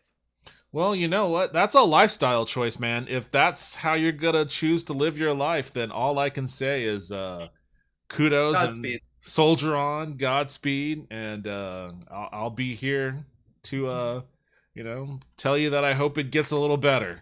I don't know what else to say. If there were an X-Men character you would want to see in X-Men 97, who would it be? That's a good question. Let's see. I mean, as someone who really likes the Outback era, I am a big fan of Dazzler. I would like to see her pop up. I also am a fan of Havoc. I would like to see him pop up. I guess it just depends on where they go with the story. Like if they do go full in on life, death, and like everything else that revolves around it, I want to see the Mutant Massacre. So then that means I would want to see the Marauders. The Marauders are like the one mutant team that, handed the X-Men their ass like almost consistently. So like I would want to see I don't know if they would probably have to change this dude's name. But Scalp Hunter. I don't think Scalp Hunter is gonna pass the woke test. They'll probably have to change him to something else. But hey, you know what? That character is a colossal piece of shit. So maybe they can get away with keeping his name Scalp Hunter and being like, well, you're supposed to not like him. So there you go. But Riptide, Arclight, Sabretooth, and of course Sinister. And the show has alluded to Sinister being in it in the intro because in Morph's part of the intro, you see Mr. Sinister laughing around him, and he obviously in the original series, he's the reason why Morph came back to life even. So, Sinister will be cool to see pop up. I mean, there's a lot that I want to see, and I feel like I'm going to see at least some of them. Yeah, I mean, we saw Executioner, which I never would have. I was surprised I actually saw a clip of him before I watched the episodes, and I was like, what the fuck? The Executioner is in this? Like, why that guy of all guys? But, I mean, I think what I like about him is, like, and not to say that I know a lot about this character, because I only know this one issue, but... Yo, Betrayed Helper, thank you for the follow. I appreciate that. I like the name. Betrayed Helper. The idea that he's like collecting all this stuff or has the means to source like this crazy shit. Yeah. That that because it's like he's got like Shi'ar armor for whatever fucking reason, I still don't think he could take Cyclops in a fight. Like no, I mean he couldn't he did damage to Colossus, but he's because in storyline he's fighting in simulations. He has information because he has links to the government in some way. Did you ever watch the X-Men anime? No, but it looked good. You should watch. I saw a preview of it. It looked cool. You should watch that. It has one of my favorite animated X-Men fights so far. Who knows? Maybe X-Men 97 will top it. But it has a really cool fight between... Oh, what happened? Oh, I froze. Everything froze for a second for me. It has a really cool fight between the X-Men and the U-Men. If you're familiar with who the U-Men are. I'm not. The U-Men are mutant-hating humans who use cybernetics and weird genetic mutations and shit to upgrade themselves to be able to take on mutants. So it's worth it to see that aspect of it. And I guess you made me think about it, talking about executioner training and whatnot, and it was like, oh well, there's actually a lot of different humans that upgrade themselves in weird ways, like the Ravagers, that group that Donald Pierce runs. Lady Deathstrike's a part of it.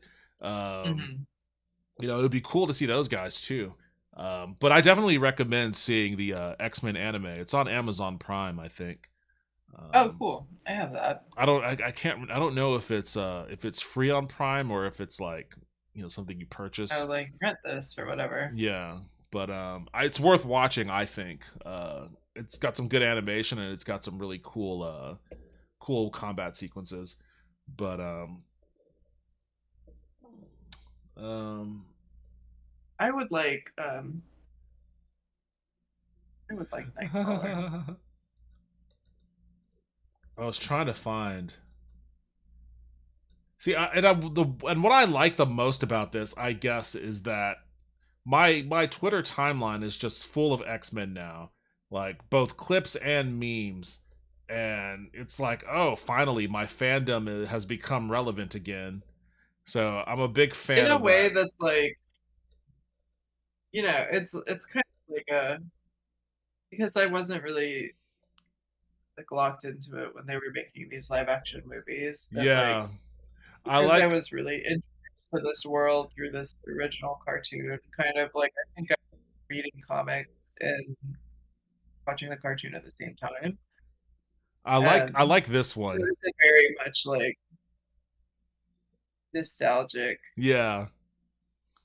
Oh, it's totally nostalgic for certain, but in a new way though. That's what I appreciate about it. Yeah. Is it still feels new. Yeah, and it feels nice. Like it's a, you know, like I'm ready to buy some trading cards. Well, I have a feeling that those will become available for sale here soon. Yeah. I used to have the Marvel series, like the set where you put all the cards in the sheet and it made one large picture. Yeah, I think I had some of those. Was that the one where on the back you turn it over and it has like character info and they're like their power ratings and stuff? Yeah. Yeah, I had that one too because I was obsessed with like their power ratings. I was like, "Oh, wait, Spider-Man is stronger than Captain America? No way." And this was also like, so I'm full of nostalgia this entire month because like, you know, even before Akira Toriyama passed, I was knee deep or neck deep really in like Dragon Ball rewatches. I had rewatched all of Dragon Ball Z. I was watching Dragon Ball. I dropped all of Dragon Ball Kai really, and I was rewatching, or I was watching Dragon Ball Super. And you know, then he passed away, and I did my tribute video and all the other sort of stuff. And I was into X-Men as a kid, the same time I was into Dragon Ball. So like to me, the two of them are like intertwined. So the fact that they're both like having moments right now, again, it's almost serendipity. It's almost kind of creepy on a cosmic level. Like, okay, well that's weird. It's very much I feel like it's an omen almost for us. An omen. Oh, that sounds ominous. Yeah. Ominous. Not in an ominous way, just like a nudge. Universal nudge. A universal nudge. A universal nudge. Because we were talking about, you know, we had a conversation on stream a couple weeks ago after Akira Toriyama passed, and we were like, you know, we got to put this stuff out there. Time's running out. Yes. We don't know when this will, you know, when the ride will end. And I was, you know, on the bus thinking about what we were talking about, like getting this work finished so we can have people look at it. And I was like, oh, should I ask this person to look at this? I'm not sure. And I was like having anxiety about it over the bus, on the bus. I was like, I don't know if I should like talk to so-and-so or like reach out.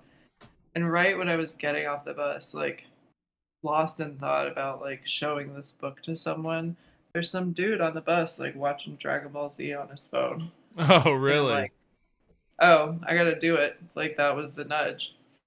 That was the nudge. Well, you know. So it's very much like I think it's almost like a nudge to be like, remember like how you got into this world a little bit, you know? Like, absolutely. Yeah. And I feel that too. Like, it's a like we're like we're building a momentum, you know. I hope so. I hope so. Yeah, I mean that's how I feel. It's like it gives you energy, right? Kind of. It gives me nerves for sure. A little bit of trepidation. It gives me nerves too. But yeah, fully. But like, I mean, it's like, I'm reading these little comics and stuff, and it's like, you get a non-Jim Lee issue of X-Men, and you're like, I could do that. Like, I'm sure you read like an X-Men comic, and you're like, buddy, I don't know that I would put a Ghost Rider with the Brood, but I'm sure you could come up with something. Honestly, I will tell you this straight up, and I know that I don't know if Haunted Taco is still in the chat or not, but I know that she's a writer professionally, and I will just say this, and as someone who aspires to be a professional writer, it's always interesting to like read somebody else's world building and think to yourself, how the fuck did they come up with that? Like because like I felt this a lot reading One Piece, or I guess reading One Piece, and like the incredible world that Ichiro Oda built, and the way that a lot of it is exposed in like unique sort of scenarios that I would have never thought of before. Like, I don't know if you're super familiar with One Piece or not, but like, I'm not super familiar with One Piece, but I'm a little. Well, so probably like I don't think I got far enough into it to kind of. Yeah, one of my favorite moments in that show was it's at the start of the Skypiea arc. They're on the boat, and there's like a giant sea monster they have to deal with on their boat, and it's huge, and they're dealing with it. But then suddenly, like in like the fog of the sea, they see like giants. Like they see a shadow. It's just like a silhouette of like giants that are massive. Like there's this giant sea monster that's like 5 times the size of their ship that they're fighting. But then like this sea monster barely comes up to the bottom of these thing's foot, and like they're all freaking out seeing these giants, and they're like, what the fuck is this? And then the story, they manage to get away, and the story unfolds, and they go to the island in the sky, and they have their story and whatnot, and then it ends. And at the end of it though, there's like a reveal of what actually is happening. And like, Luffy is celebrating their victory, and he's jumping up, and he's like, yeah. And like they tell you in through dialogue from other characters in the world that the sun cast shadows of the people on the sky island down below. So when it's really foggy, it's the shadow of the people on the sky island that they're seeing. It's not giant people, it's the shadow from the people on the sky island. And I was like, that's a really creative way to introduce that concept, because at the start of it, I was like mystified by the giants, and I wanted to see what the giants were all about, but it turns out there was like a more scientific explanation for it. Yeah. And I was thinking to myself, how the fuck did this dude think of that? Like, that's incredible. Like, and then of course that segues down into a spiral of self-doubt where it's like, I could never come up with something like that. No, I know what you mean though. But at the same time, like, I think what's important is, like, I was talking about this with Daryl Surratt earlier today, because we were discussing kind of because there's that right after, I think, X-Men 1 and 2, I think number 3 is Omega Red. And this kind of idea of like Logan had been this operative with Sabretooth back when he was just great in Creed, and Sabretooth, Maverick, and Maverick. Silver Fox. And so, like, Maverick's there, and he's like, oh, he doesn't remember me. And I was like, I was okay with Wolverine's, origin being mysterious. And Daryl Surratt's like, that's fine and all, like, if they want to do that, but they have to know what it is ahead of time instead of just making it up as they go along. Yeah. Which I think is the, an important point for us to think about, is like, a mystery is one thing, but you got to know you gotta know it ahead of time, so you're not just like pantsing it. Well, I mean, and then nothing makes sense at the end. that's So clearly, like the giants and the shadows were thought of ahead of time. oh yes, And that that's was kind of definitely what makes thought. it satisfying as for a reader, Yeah, because it ended up being like a perfect like way to put a bow tie on that arc, and it was a satisfying like it was a satisfying answer to that question that fit in the world. Like it didn't feel out of place or anything like that. Yeah, that's But the thing. It's like you yeah, have to. It has to be. You have, even if you don't address it all the time, right. Like some thought it has to has to be. go into it. Yeah, absolutely. Because the they're like the funny thing I is, love. like, for a comic series that lasts as long as X-Men does, there's a whole treasure trove of shit where they start to go down a path and then they just abandon it altogether. Like when Sabretooth was first. Oh, well, sometimes they're good decisions, sometimes they're not. And I think this was a good decision. When Sabretooth was first introduced, they alluded to him being Wolverine's dad. Cause I remember that. Yeah, because I remember that. Yeah, 100%. And then they abandoned it almost right away. And I think that was a good choice. That was a better choice. Like I feel like they have. I feel like they also continued to allude to it, like because I feel like there was a moment.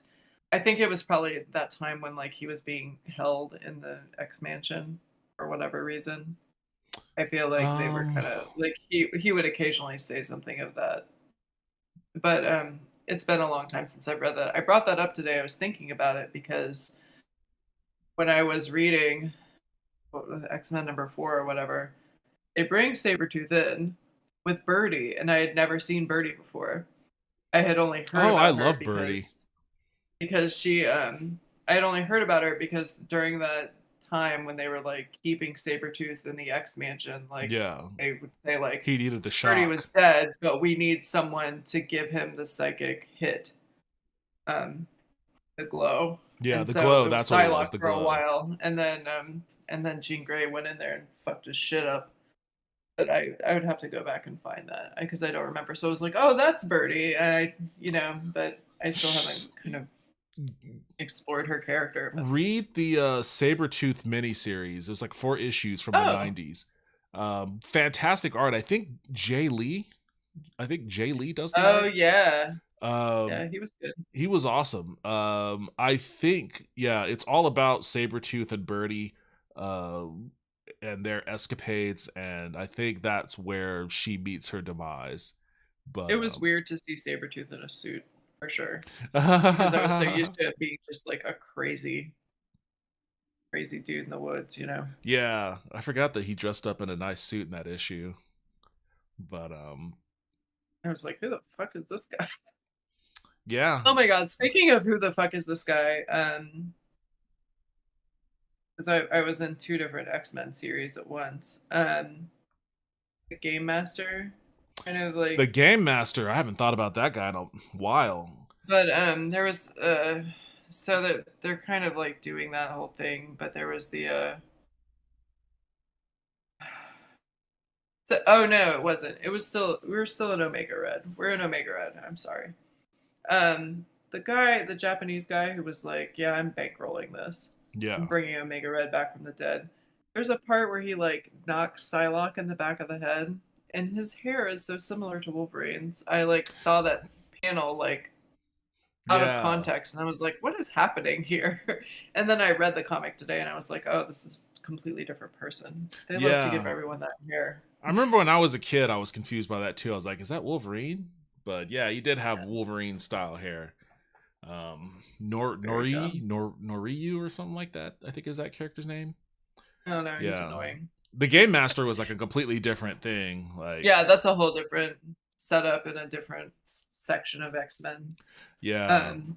Yeah. And I think they abandoned that. I think they abandoned that story arc too, because there was like this whole thing where, what do they call them? There's a subset of mutants. Yo, band ACTM. Actum? Band Actum? Thank you for the follow. I appreciate that. Welcome to the stream.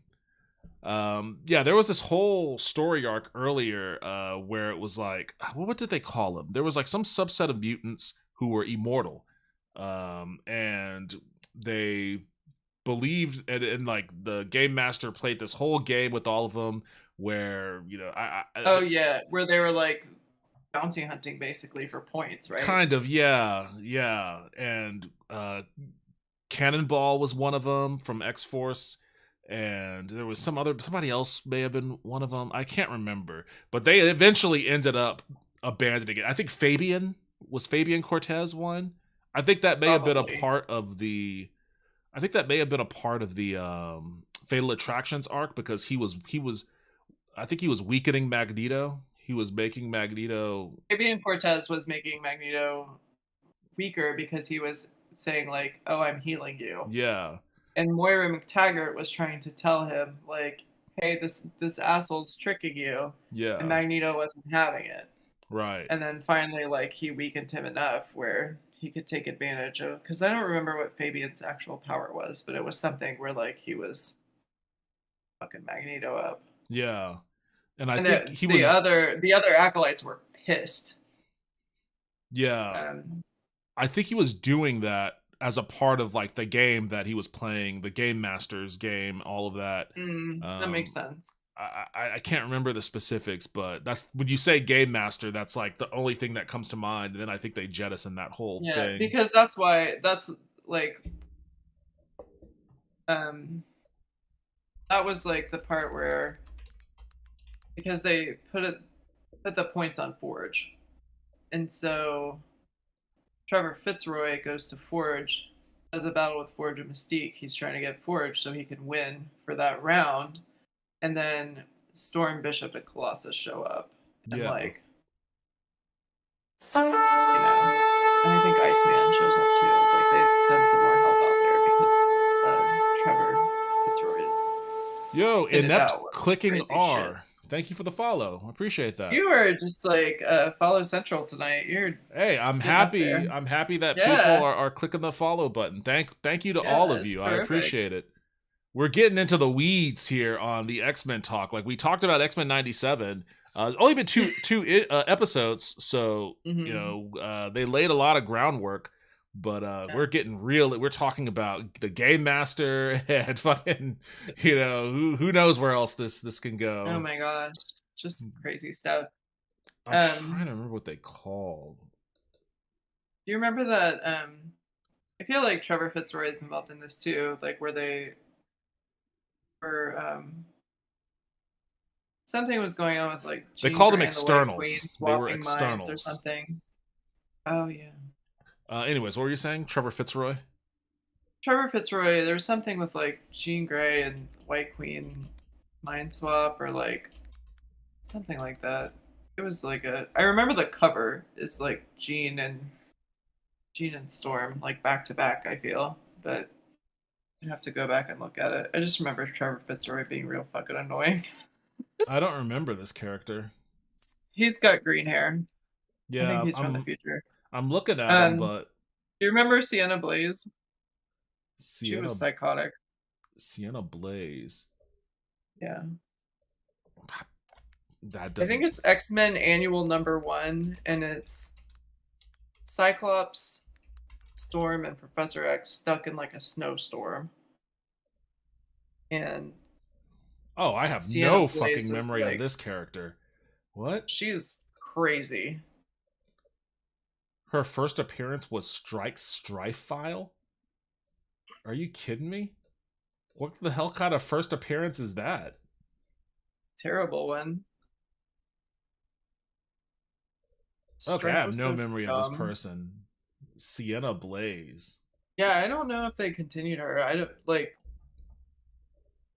I think the reason I know, like, the only like concept I have of her is I think it's X-Men Annual #1.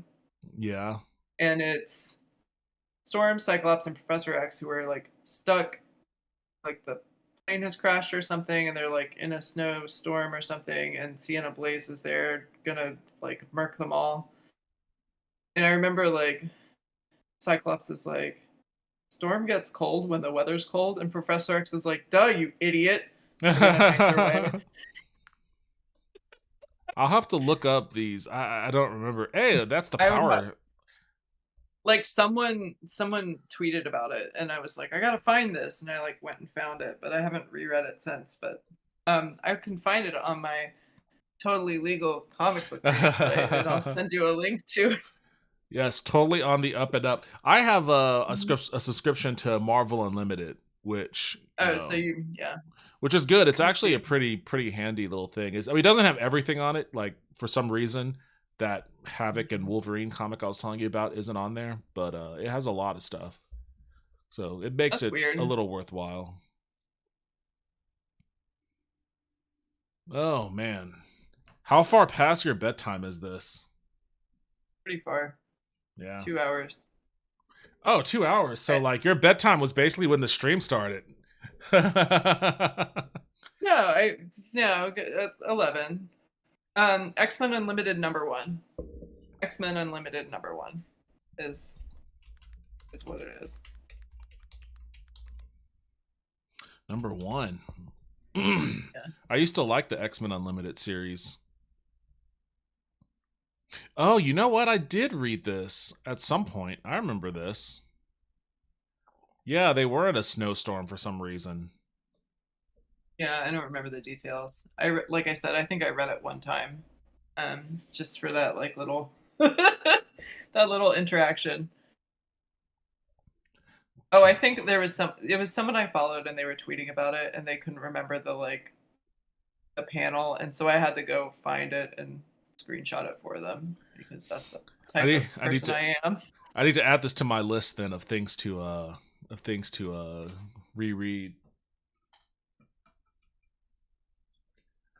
If someone says they can't find it, I want to find it. So well, that's what I found. I can't find Havoc and Wolverine Meltdown, so.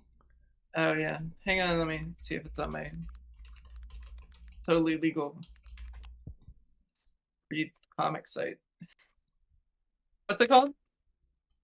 I'm not sharing my screen anymore. Here. It's fucking Meltdown. What is going on? Why are you lagging so much? Yep. Can you see? Yeah. Okay, yeah.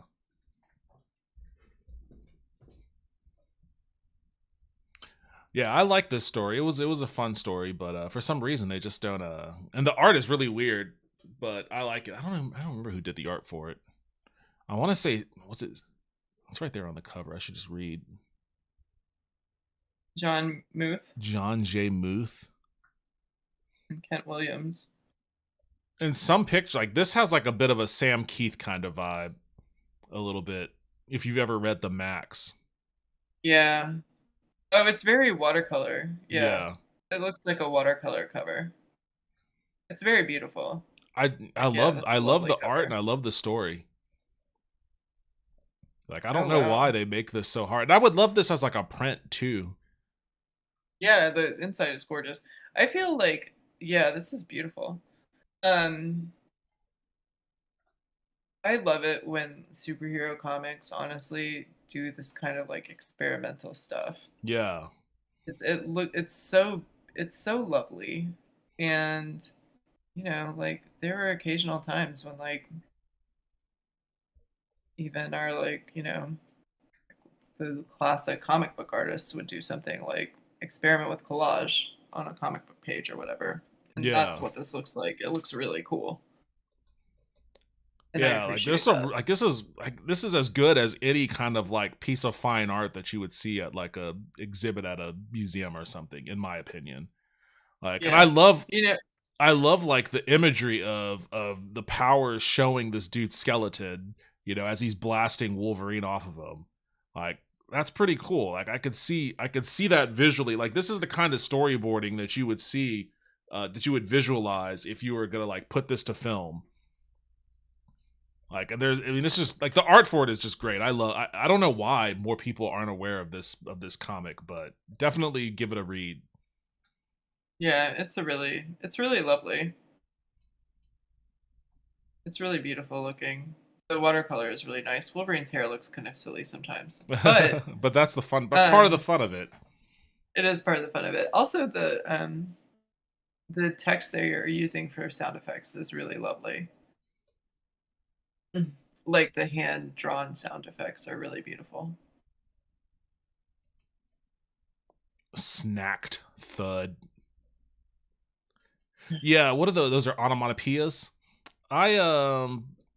When you texted me about the comic panel, I was really I didn't really put any thought into like how, because I don't really think about the onomatopoeias in a comic, like the pow and punch. Like some comics use them pretty frequently, others don't.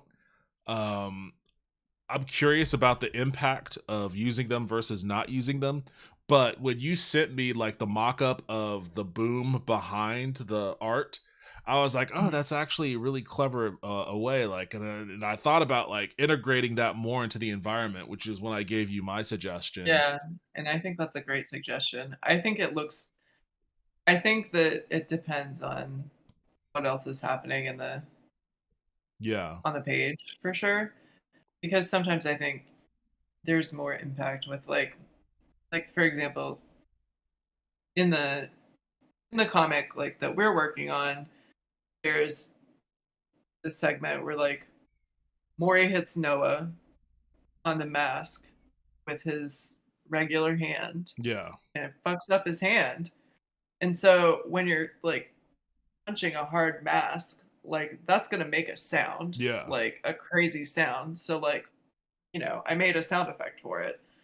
But when we look at something like, when we're back in the earlier days of X-Men, like there's a sequence where like Wolverine has a whole fight scene with Silver Samurai with nothing. No sound, yeah, no swoosh no word, or clang, no sound effects, nothing. And it's gorgeous. And it varies on its context for sure. Like it's something that like sets a mood depending on what the mood is. And sometimes the mood is, requires a sound effect and sometimes it doesn't. I wonder if I can find, like, in this particular issue of X-Men, there's a similar thing where it's Wolverine and Sabretooth are fighting each other, and there's, like, the comic tells you, like, the little text box narration tells you, like, this is a furious battle, there's, like, blood and sinew snapping and all this sort of stuff, but, like, I don't think there's any sound effect or anything like that that's actually used for it. There's also, like, in one of the issues I was reading today, like, yeah, this is what you're talking about here. Where they're in this pitched fight, but there's no dialogue or text or anything. It's gorgeous. It looks terrific. Yeah. And I feel like except for right here. But that's like that's fine. The snap. Yeah, because that's all you need.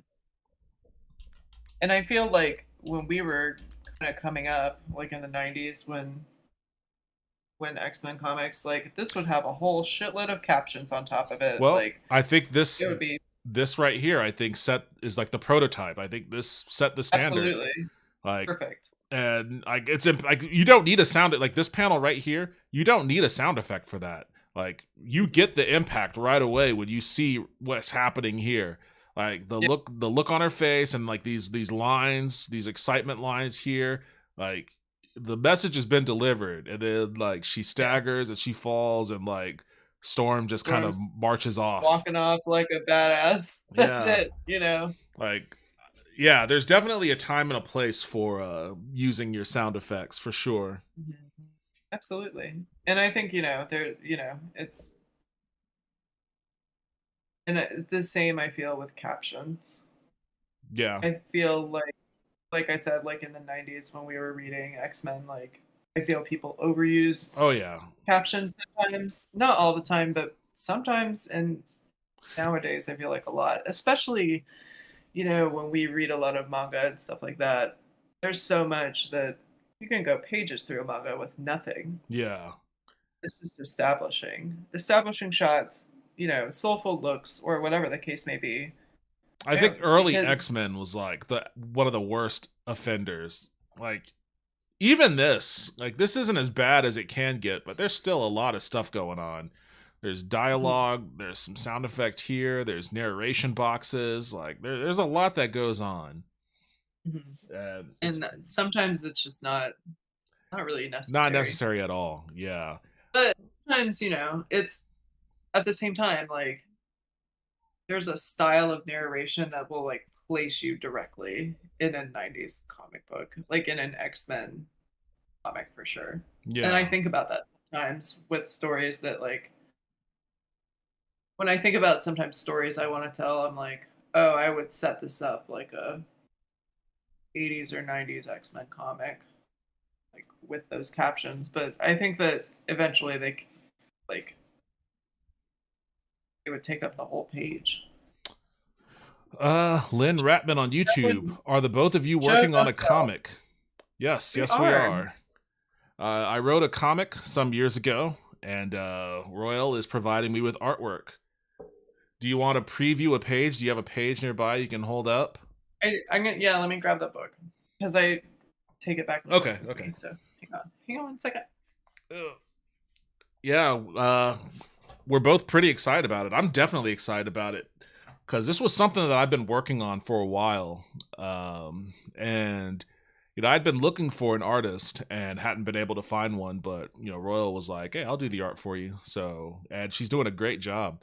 I'm super stoked. I definitely can't wait to share more of it once the first issue is ready, which we have set a goal for ourselves. She has a barf bag. But yeah, we set a goal for ourselves. I like your barf bag, by the way. We set a goal for ourselves of having this done by mid-June. So hopefully by mid-June we can have something. Barf automatic. It's because barf in Persian is snow. Oh, so is it detergent? Oh, okay. It's Persian. All right, that makes sense. I thought it was just like something. Well, now I feel like an asshole. I'm like making fun of like a different culture. No, it is. It's funny though, because that's why I have it. Like, okay, yeah, think it's funny. It's like, oh, barf, because snow. You just see it and you're like, oh. Wait, so in Game of Thrones, is he called John Barf? I don't know. John Barf. Barf. What page you want? I don't know. Something you want to show you off. Want me to hold a page you're particularly proud of, I would say. Okay. That's awesome. Me and bro are doing the same. Just been busy with college. Lol. Hey, you know what? Move at whatever pace life will allow you to move at is all I'm saying. Just so long as you're moving in the right direction. That's a part of why there's a part of why I'm jazzed about getting this done is because for so long I was moving in no direction, and any amount of oh, awesome. Sorry. Oh, that's awesome. Yeah, that looks great. That looks great. I can't wait to see colors put to it. Yeah, and the funny thing is, I wrote that so long ago that I can't quite remember the setup of that fight. I know that Mori was walking in the desert and then they just kind of happened upon him, but I can't remember how the fight actually plays out. I was reading the second issue the other day because I was like, I'm sure there's a lot that I'm going to want to change before she starts working on it. But honestly, as I was reading it, I was like, this actually is pretty nice. I like this. Which, maybe that means it sucks. So I definitely need to get a second opinion on it. But I also feel all right about this. Like, I feel like, and I don't think you've seen this one yet. Oh, have I not? Let me see. Oh, okay. This was their first. This was not their first. This was after he subdues them. Yeah, this is post fight. Oh, okay, cool. Yeah, I hadn't seen this. Yeah, it's a little. This is this panel I was like stressing about. Wait, why were you stressing? Because I was like, he looks so different. Look at how detailed his face looks. And then I was like, I'm gonna go to sleep and wake up tomorrow and be like, it's not that bad. And I woke up and I was like, it's not a big of a deal. No, it looks great. It looks great. Hey, Phenomenal D, thank you for the follow. I appreciate that. Welcome to the stream. Yeah, are you doing it traditional? What do you, yes. Yes, are we? I don't know. I don't even know what that refers to. It's not digital. It's all on paper. It's oh, okay. Yeah. Pencil and a paper. Yes. Here's our boy. Here's our dude. And a scanner. Our little friend. Oh yeah, Rome. Yeah. So you went with the plain T-shirt then? Cool. I did. Yeah, I did. I was thinking about it. I was putting thought into like, well, I do like when characters wear something on their clothes. I just can't. I wasn't thinking at the time of like, well, what could we put on his shirt? Something neat or kitschy or whatever.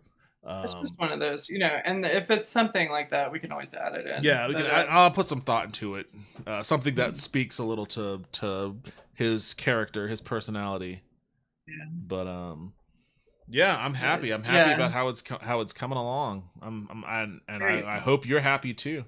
Like I am. Yeah, I'm super stoked on it. Everyone I've like, because I have a friend who's like in and out of town that sometimes I like catch the bus with, and he looked at it yesterday and he's like, "Man, this looks terrific."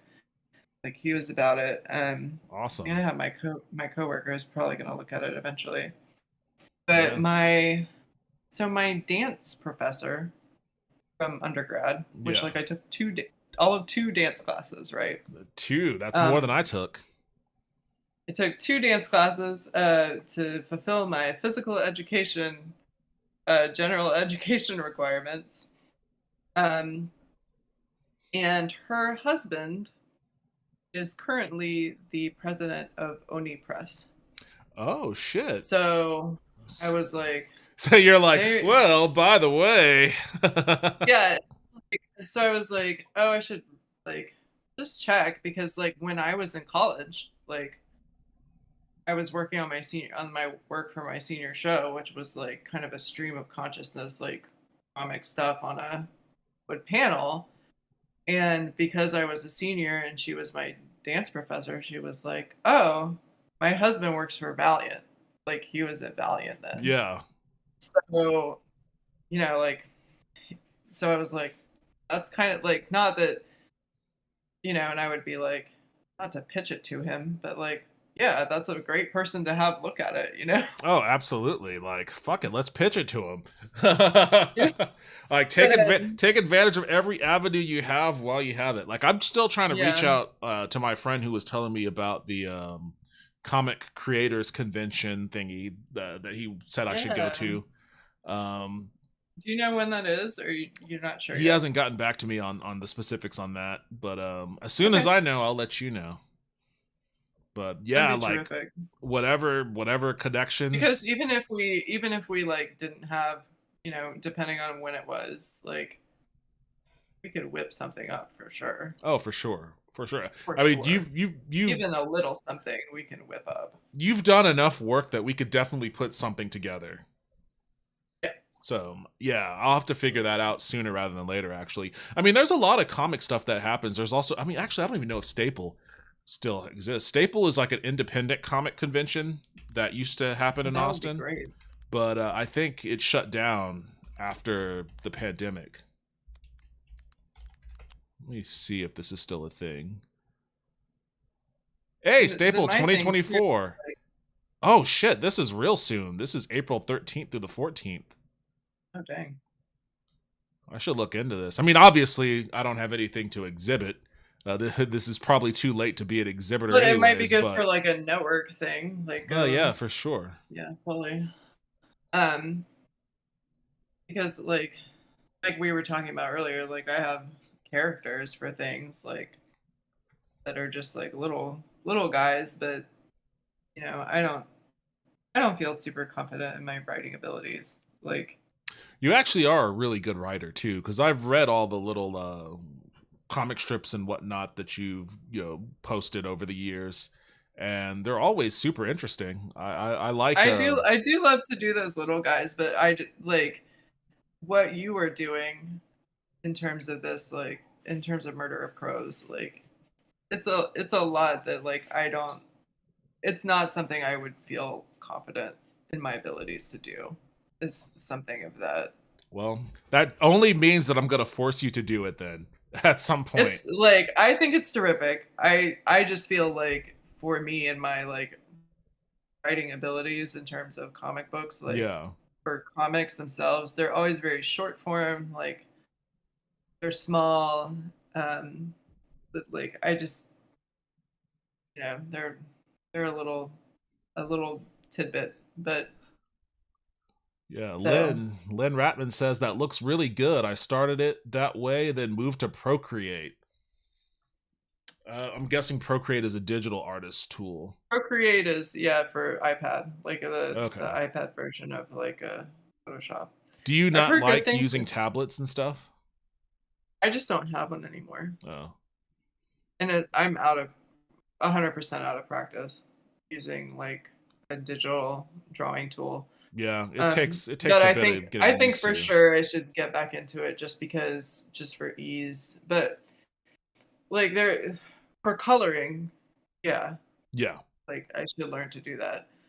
But also things like but doing this like in pencil with ink, like sometimes with a brush, with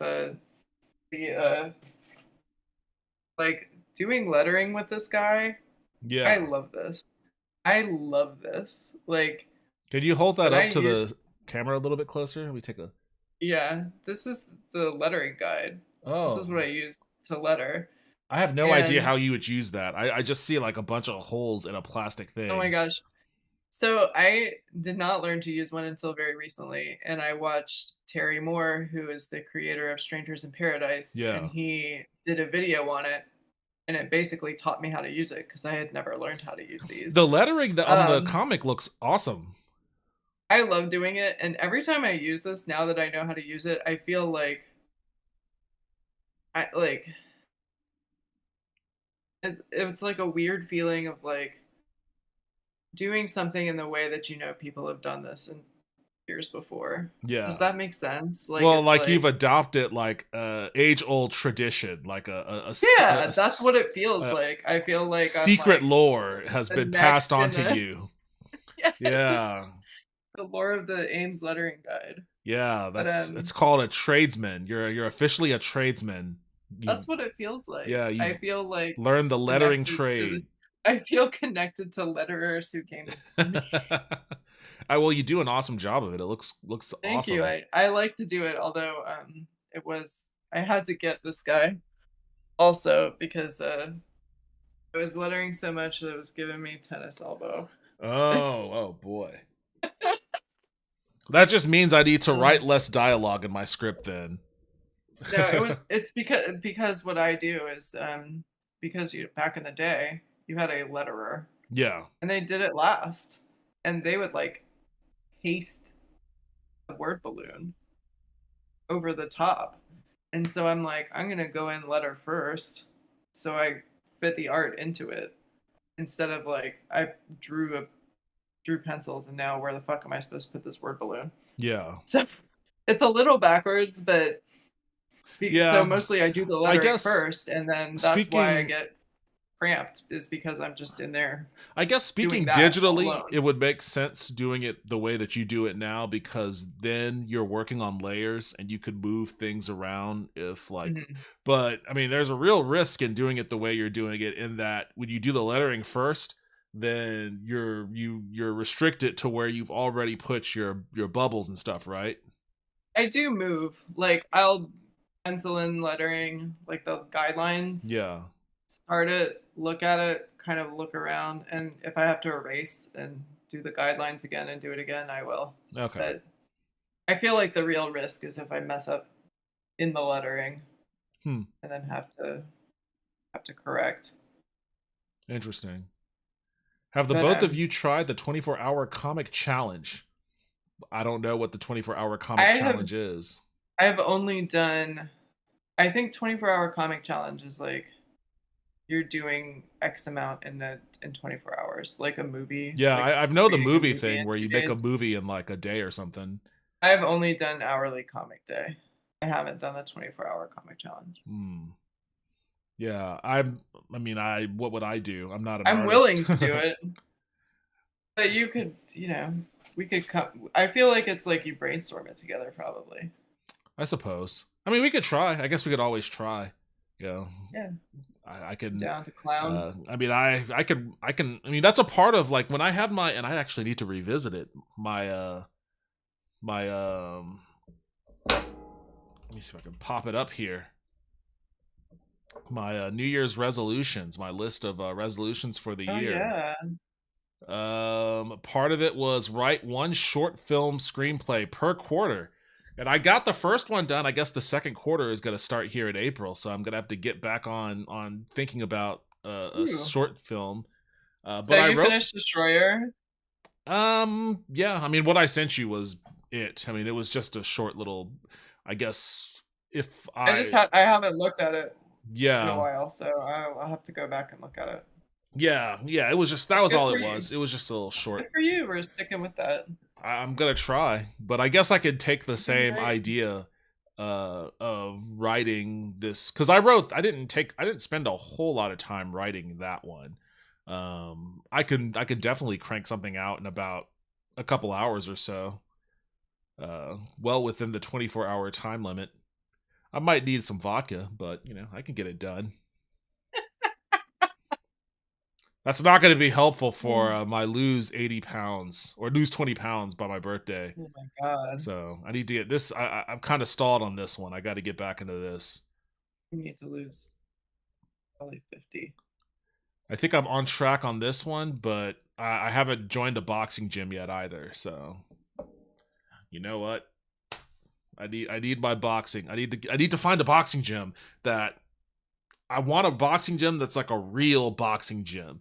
Like, I don't know if those exist anymore, but like a gritty, like, street toughs go in here and we got nothing left to do but punch our way out of poverty. Like, I don't want to go to a boxing gym where it's a bunch of wine moms doing Tai Bo or whatever. And it's like, okay, well, I guess I'm going to do Tai Bo with the wine moms at this boxing gym. No, I think you should do both. Really go do the wine mom. Wine moms are gonna love you. Maybe they might be intimidated. They're like, "Wait, we're just in this for a little light calisthenics. Why is this giant dude who wants to fight everyone showing up?" Ooh, buddy. Yeah, we'll see how that goes, though. But anyways, yes, that is our comic. I support your third season of Riverdale Dreams. I haven't seen Riverdale, but boxing gym arc of Archie. Oh, is Andrews. That? Oh, I'll have to watch it then. I'll have to watch it. You're giving me a reason to watch Riverdale. Riverdale is insane. Is it? It is bonkers. It's like a CW show, right? It is. It's nuts. It is knucking fuds. Like, I remember I was watching it with my friend, and like, she was like, I have to remember that like we're watching this and it's in a comic book world, and I'm like, this is not what is happening in an Archie comic. An Archie comic plotline is Jughead is going to shop for a pair of pants, and the sales lady keeps giving him stripes and dots, and he just wants black pants. This is like some fucking mafia shit. They got like a speakeasy at the bottom of Pop's Diner. Like, there's crazy fucking shit happening in Riverdale, including Archie founding a boxing gym with Veronica's dad, who is probably using it for some terrible reason. Interesting. Because Archie wants to beat everyone up, and he becomes the Red Hood. Well, or something. You know why? You know why Archie goes down that arc of like wanting to beat everyone up? Because he met the Punisher that one time. He met the Punisher? There's an Archie the Punisher crossover. Well, I mean, that would imply other things. Like that would make sense. That's what you were. Well, what I was gonna say it was because he met Goku. And Goku, that's right. Goku instilled in Archie the desire to fight people, to test his strength and get stronger. So Archie is on his he's on the path, he's on the Snake Way path, going to learn the Kaioken technique from King Kai. So that's why he joined the boxing gym. Yeah, the Riverdale plotline is there's murder, there's mob shenanigans, there's the dominatrix, there's a there's a dominatrix. Brother. Wait, I always thought that would have been Veronica. It's I want to say it's Cheryl Blossom's mom, but now I can't remember. It is crazy. Like, just when you think it's like crazy, then they do some even crazier shit. It is nuts. It escalates so fucking fast. Fair enough. I guess I need to put Riverdale on my watch list then. It is bonkers. Oh, like, man. Fucking nuts. There's some Evel Knievel shit. There's a cult, like... There's a cult. Yeah, the farm.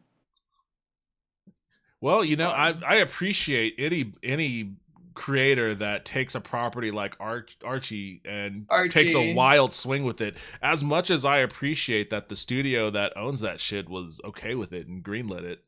They could have easily said no, but you know. Crazy. It's a crazy, like, teen drama. It's nuts. And there's a ton of hot moms in it. There's a ton of hot moms in Riverdale. There's a ton. Yeah, every mom in Riverdale is a hot mom. It has Shelley from Twin Peaks, who's now cool. Betty's hot mom. Interesting. Twin Peaks crossover to Riverdale. Yeah, I think I want to say, yeah, hot mom, Shelley. I want to say there's another Twin Peaks actor in it, but no, I don't recall. That lady who was Shelley, what's her name? See, I can't remember the actor's name. She was gorgeous in Twin Peaks. She was just a little beauty, little curly hair. Starts with an M. Machen Amick? Yeah, Machen Amick, yeah. Machen Amick? Yeah, beautiful. Veronica's mom's hot. It has that lady in it. Jughead's mom is like my brother's favorite hot mom. we're about, if we stay on this stream any longer, we're gonna end up doing a hot mom tier list ranking. We're gonna put the hot moms. This hot mom is she's on the S tier. Oh, this hot mom is on the D tier. Oh, we don't want that hot Gina mom. Gershon.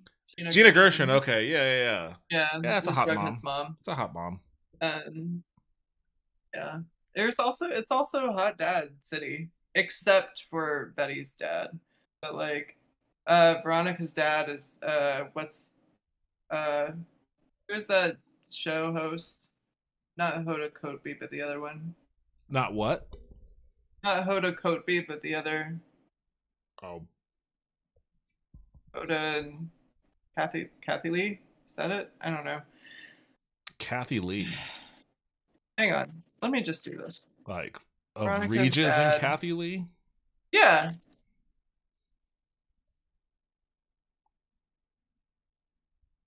Who's this guy? Mark Consuelos.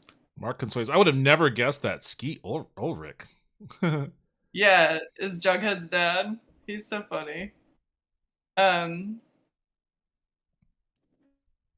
Luke Perry was on this show? Yeah, he's Archie's dad. Oh, and then he passed away. Yeah, he passed away like a few years ago. And they had to write his death into it, and it was miserable.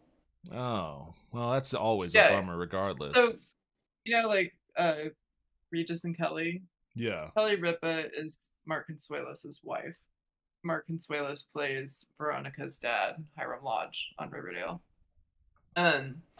Yeah, it was super sad. They had to like write in a car accident for Luke Perry, and I was boo-hoo-hooing. Oh. Like, it was so sad. They even had like Shannon Doherty come in and guest star. It was just that's heartbreaking because because you know the cast is like genuinely upset. Yeah. And like grieving for real. And it was just like a bummer. What That's, a bummer. That's oh, tough. Perry, precious baby boy. He was like a cute little character too. Archie's dad. He was so sweet. And then Archie's mom is the 16 Candles girl. Molly Ringwald? Yeah. Oh, wow. They really pulled out the stops for the parents of Riverdale. The ensemble casting here. Yeah. It's quite a cast for sure. I think they changed Reggie's is what I heard, but yeah. I think I stopped watching it in season 4, and I think that's probably when, so I can't remember anything. But it has really crazy, interesting storylines. Just nutso stuff. Well, I'll put it on my list to check out. But Riverdale, I think we've reached the end of the stream here. Yeah, I gotta go to Betty Bye. It's late for me, so I know that it's intolerable for you. Oh my gosh! I mean, I did because I didn't feel great today. Like, oh, I'm sorry to hear that. TMI. I had a bunch of cramps, so I kind of came home and rested. So I'm not like super tired because I wasn't, yeah, doing my usual stuff after work. But I came home and took a bath and kind of laid down until it was time for this. So yeah. Well, I thank you for popping on and talking about all things X-Men with me. I'm stoked to talk about X-Men all the time, and I'm stoked to have someone to talk about it with because. So at the end of the day, we both give it 2 thumbs down. Like, pass on X-Men 97. Trash. Pass.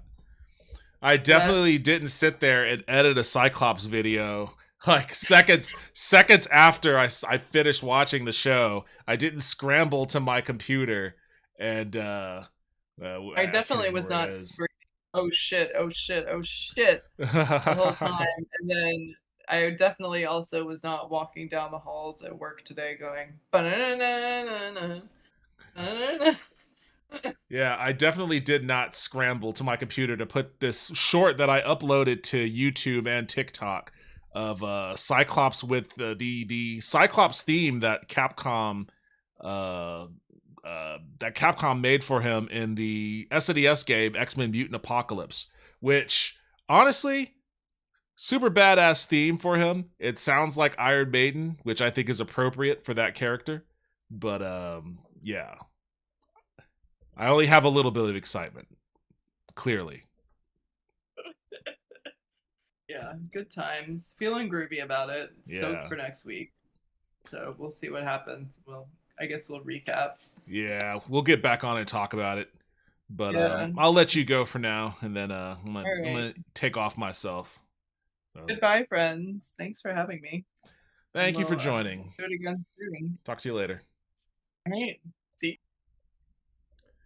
Oh man! All right, that was a lot. That was a lot of X-Men. That was a whole lot of X-Men. There's a lot of X-Men on the screen right now. Archie goes to prison. That sounds like something that would have actually had happened. That sounds like an actual Archie story arc there. Oh man, where's my thing? Where's my thing? Here it is.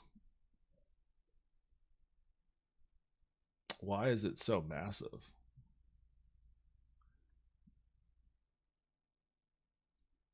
There we go. All right. You know, that is the end of the stream for today. I appreciate everybody that stopped by, all the new people that joined. Thank you very much. I appreciate everybody's support as always. I will be back streaming probably tomorrow, actually. Oh, wait a second. Dragon's Dogma 2 is out, isn't it? Dare I risk it? Dare I risk it? I mean, that's pretty fucking expensive, though. And I just bought a bunch of games, actually. I bought Triangle Strategy, Hitman 3, Solasta, Crown of the Magister, Fallout 4, Underrail, Legend of Grimrock. Like, those were all on sale, so I got them for like pennies. But I know that I'm gonna end up... And I already created my character. I already created my Dragon Dogma 2 character. So I know that I'm going to end up succumbing to whatever hype. There's going to be hype about this game from people that are playing it, and I'm going to get sucked into it just like I got sucked into Helldivers 2.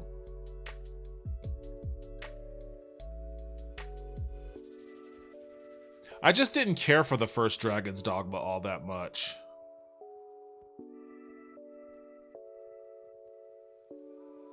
But, you know, maybe this'll change it. It looks amazing for certain. I better zip and zap then. Hey, thank you for stopping by. Thank you for joining me as always. I appreciate it. You know what? I'm not going to buy Dragon's Dogma 2. Mostly negative? Oh, wait. Toaster, you did tell me it got review bombed. You did tell me it got review bombed. Let me read some of these mostly negatives here. Was putting together a compatibility guide for playing the game under Linux Steam Deck, which required me to use various Proton versions. Apparently, each of these counted as an individual PC and triggered the de novo tamper protection. Now I can't play at all on any of my systems for the crime of trying to help more users enjoy the game. Okay, that sucks. $1.99 to edit your character appearance in a single-player game after spending $80. Wait, they charge you $2 to edit your character appearance? That is crazy. Your character appearance is on their server, so deleting your save files from that location and making edits within Character Creator, even with cloud saves off, does not apply to your in-game character. That's an incredibly specific grievance, but still a shitty one. Gotta keep it short. De novo, bad optimization, microtransactions, do not buy. Okay. Microtransactions in a single player game. Can't delete save data, start a new game if you mess up your character creation either. Okay. Look at how they massacred my boy, turned him into a cash grab and murdered his soul. Should have let him rest, but instead you dug him up and waved his corpse around with makeup on like the rats you are. Okay, come on, guy. Relax a little. Relax a little. It's Dragon's Dogma 2. You don't have to pay. You don't have to play it. Although I hope if you bought it, I hope that you didn't play it long enough to where you can't refund it anymore. I really want to like this game. I played the original on PS3. I bought Dark Arisen on PS3 when it came out. I got it again on PC and I was hyped when it was finally announced. I expected jank. Why did he expect jank? I expected some performance issues, but nothing that couldn't be handled with some tweaking on the settings. I was willing to play the game at minimum settings despite my computer, in theory, being more than capable of running this at high settings and solid 60 FPS. Okay, I thought it would be mine. Okay, guy, I get it. You had low oddly enough, you had low expectations for a game you were super excited about. I did not expect the game to barely push 40 frames per second in the wilderness at minimum settings with DLSS and on ultra performance. This was bad. I did not want to write a negative review, but when the first cutscene is so out of sync that the dragon starts talking to me before the knight has finished his speech, I should have known something was wrong. I don't need to talk about why microtransactions in a game like this are worthless. Plenty of other reviews have mentioned them. I don't feel a need. I'm just sad. I still have some faith that the dev team will work hard on a patch to the game and optimize it so that these performance problems will someday be a thing of the past. Only mentioned in passing in regards to the game launch, just a bad memory. But until then... Yo, Melky Dialoa, welcome to the stream. Thank you for the follow. I appreciate that. Oh, man. So, yeah, this is getting... Wait, hold on a second. Now we've got some recommendations. Optimization guides on the internet. You could boost FPS by killing NPCs. That's not ideal. My pawn a few moments later in the middle of an annihilated city. 'Twas sound judgment arisen. This was the only way. F to all my arisen brothers and sisters who did not make it to see the new Dragon's Dogma game. Like these don't seem like recommended reviews to me. How many negative reviews did it get in total?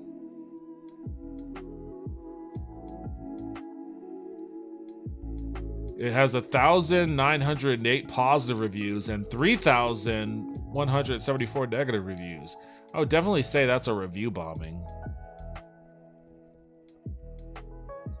The game is really fun. Crash grab part of it makes me not recommend it though. Fair point.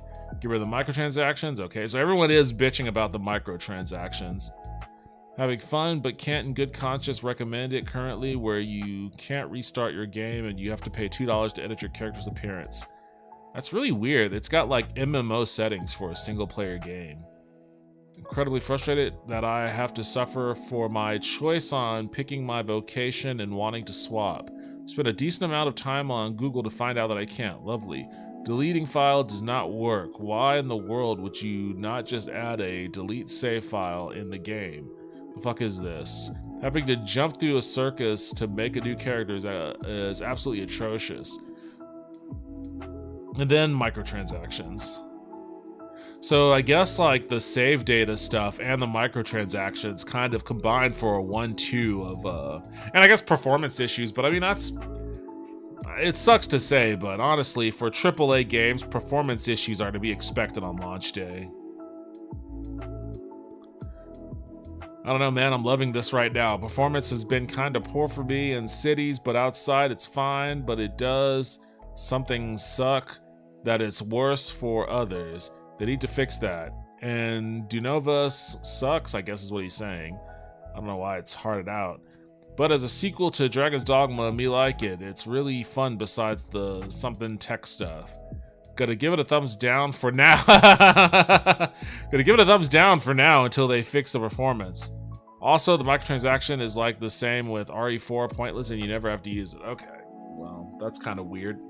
I mean, he basically praised the game, but gave it a thumbs down because everybody else is having a bad time with it, which I get. That's like a solidarity poor review. It's like everybody else is having a poor time, so even though I'm enjoying it, I'm gonna thumbs it down. Hey, yo, Arachnid Soul, welcome back to the stream. How are you doing tonight? Yeah, reviews for Dragon's Dogma have been bad. I'm just going through them real quick, and it's kind of interesting to see. Poor optimization, I heard as well. Yeah, it seems like the optimization's shitty, and microtransactions, for some weird reason, are setting people off the wrong way. They can't change their character appearance without paying $2. And they can't delete their save because I guess it's a cloud save. Yeah, this is pretty crazy. This is a lot of negative reviews. It definitely got review bombed. It'll be interesting to see how this shakes out over time. Once, you know, everybody that's immediately pissed off with all the microtransactions kind of die out. But yeah, it's interesting to see though. Like, very rarely does a AAA game that has a lot of anticipation get released to mostly negative reviews. Even Starfield wasn't that reviled. This guy got refunded. Performance isn't good. There is no way to start a new game or delete your save as far as I know. Would recommend holding off on getting the game until it's been patched or in sale. Some of the microtransactions seem questionable as well, like having to pay to change yours or your pawn's appearance. Well, at least that guy disliked it enough to get a refund.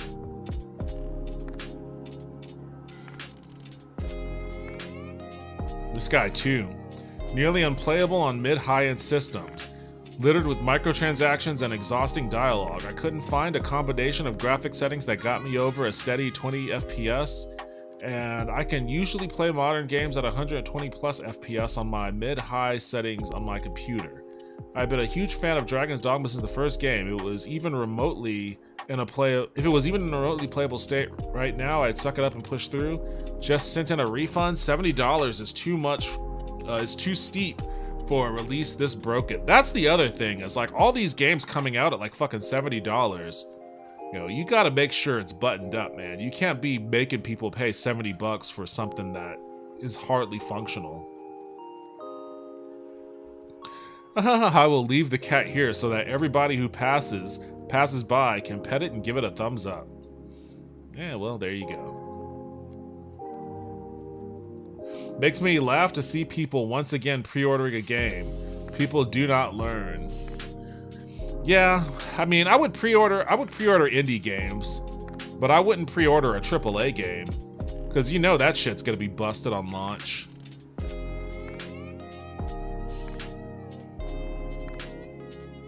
But this is even beyond just like the pre-order thing. Like, it's absolutely outrageous that they expect you to cough up $2 just to make changes to your character after you've created it. Capcom thought it was a good idea to introduce microtransactions to a single-player game. It's completely nonsensical. Like, that's just bad. That's just a bad decision. That's a bad design decision, you know?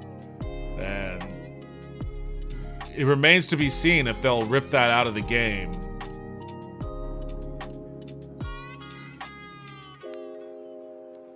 There's no new option, or there's no new game option after making your first character. If you want to start over, you have to delete the folder with your save and disable cloud saves. Hey, look at this guy. Good game so far. Not experiencing any bugs or performance issues personally. Oh, well, look at this guy. The DLC nonsense is avoidable. You don't need to pay to change Pawn Arisen appearance. Just obtain a book in game. Combat is tight, visuals look great, voice acting is stellar, and the music is amazing. I recommend it even at release. Well, this guy is basically saying you don't have to buy any of the microtransaction stuff. It's kind of stupid that changing your character's appearance costs $2. I don't know quite what that's all about, but if you aren't changing your character's appearance, then, and I guess maybe if you choose the wrong class, that kind of sucks if you choose the wrong class and you can't delete your character and create a new class or whatever. That is a bit of a bummer. But if you aren't spending money in a microtransaction store and you're okay with how your character looks and the job you chose, then, and you know, this guy says his performance issues are fine, so I guess maybe if you can be okay with how it performs on your system, he's saying it's pretty good. I mean, that's a lot of ifs I had to put out there. You don't ever want to have that many caveats for a $70 AAA game at release, but you know, that is there. And I wonder though, like, cause I don't really give a shit. Yo, changing CompilJ, I guess. Changing CompilJ, I think. Welcome to the stream. Thank you for the follow. I appreciate it. Like, I personally don't give a shit about microtransactions, so, you know, that would be something that I could ignore. And depending on how it performs, I don't know, maybe I can be okay with the performance. I'm not spending $70 on it though. Not for all those caveats. I'm not spending $70 on it. But this guy says that outside of those issues, the game is pretty good. So there is that. I'll support early access games, but I don't pre-order games otherwise. I mean, to me, I don't know what's worse, honestly. Like, an early access game is just making you pay full price for an undeveloped game. Like, you still have to deal with all the same shit, you know? Like, let me put it this way. If Dragon's Dogma had the early access tag on it, would you be okay with it then? Because they could easily just put the early access tag on it and like, oh well, the performance issues, it's early access, they'll get that down. The character save thing, it's early access, and the full version they'll have saves fixed. That's what actually pissed me off about World of Horror, because I bought World of Horror as an early access game, and the saving didn't work at all. And that really pissed me off because I spent a lot of time playing it, getting used to it and all of that. And then when I was done playing it, I realized that I didn't have any saves and it just didn't work. And when I looked on forums and stuff, they all said the same thing, like the saving is broken and all that sort of stuff. So like after that, I didn't play World of Horror until its official release, when the saves were actually working.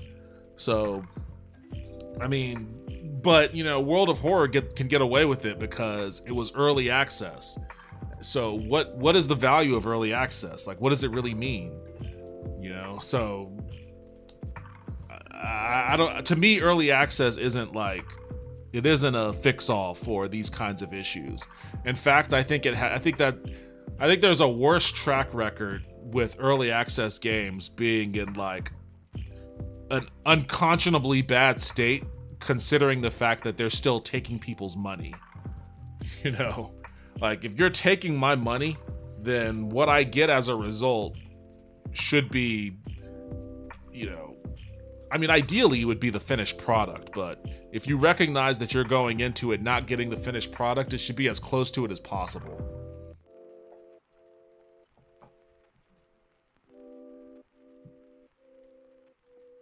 A lot of early access games are cheaper than they will be at full release. Well, yeah, that's true. And a lot of and like you said, there are early access games I play are all indie games. A lot of early access games are indie games. So the financial commitment isn't the same for the most part. It's not like you're paying $70, you know, for an indie title. So I think that makes it a lot more palatable. And I guess the question is, if Dragon's Dogma had a $30 price tag, you know, would it have been review bombed like this? Things like Project Zomboid or 7 Days to Die. Many indie devs need early access money to finish their game. Yeah, I get that. I understand that. And I'm sympathetic to it too. I understand it, and I'm sympathetic to it. And, you know, that's an argument that keeps me in favor of the early access system sticking around. But I do think that it gets abused. I do think that it gets kind of abused. It allows to release games in states that it shouldn't be released in, and you know, and there's no like Steam already has a quality control issue.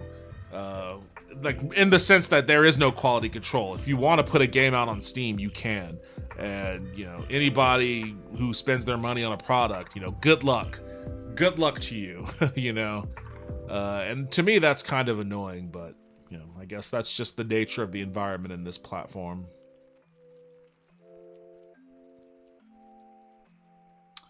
OS, Nobara OS 38, CPU, AMD Ryzen 7, 3800X, 3080, 32 gigs of RAM. Oh, this guy has a weak system. It says 30 FPS, but it feels slower. You need to up your game, bud. I've got you beat on every, except for I have a 3080 as well. But I've got double the RAM, I've got a better processor. I guess my OS is, you know, Windows, but I don't know, buddy. I'll just tell you.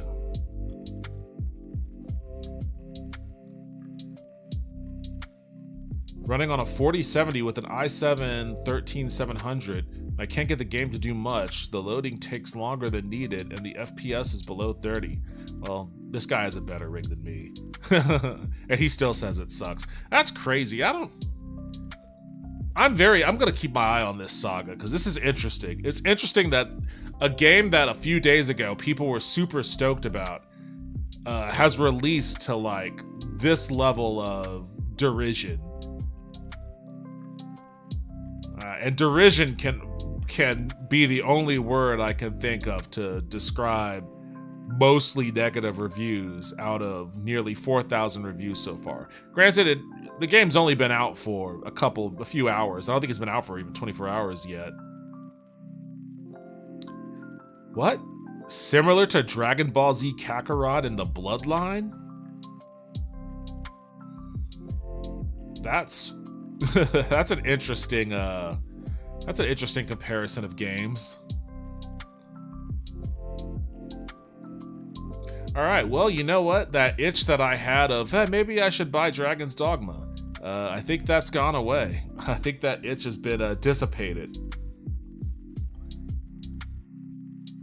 Contraband police.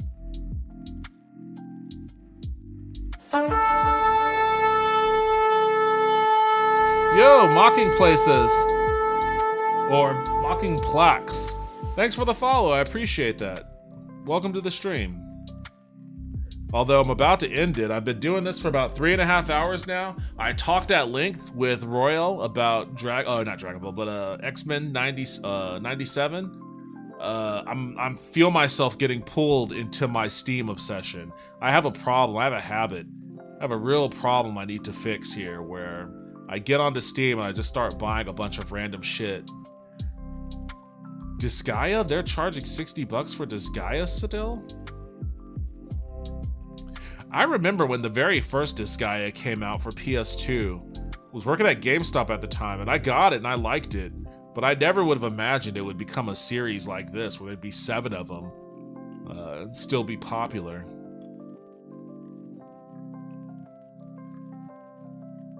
Small Saga? What is this? Your rat's going up against a cat?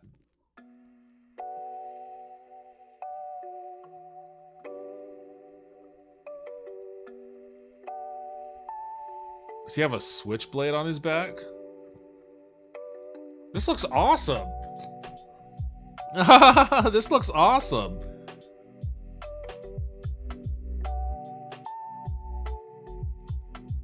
The pixel art is amazing. I actually really like the way this looks.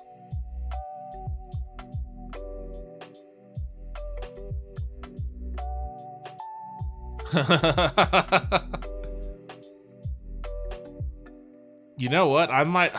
See, it's gonna happen. Oh, there's an Aibo!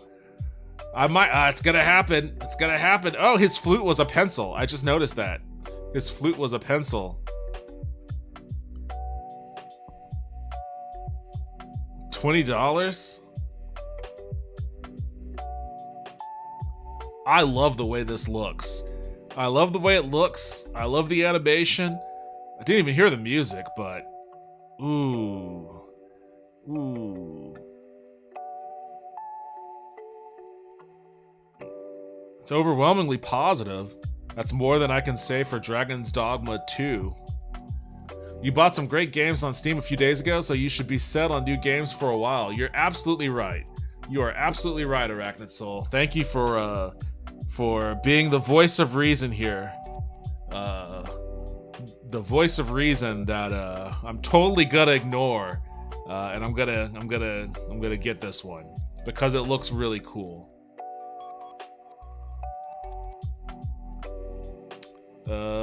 Wait, where's my cart?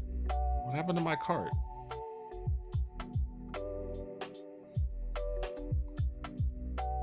Go to that one. Go to that one. Ah, I keep hitting the wrong fucking button.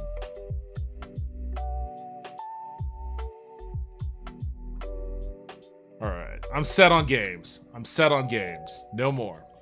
No more. No more. I now have Legend of Grimrock.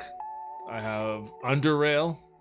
Fallout 4, Solasta, Crown of the Magister, Hitman 3, Triangle Strategy, and Small Saga. I feel good. I feel good about that. I feel good about that. And honestly, all of these games combined, same price as Dragon's Dogma 2.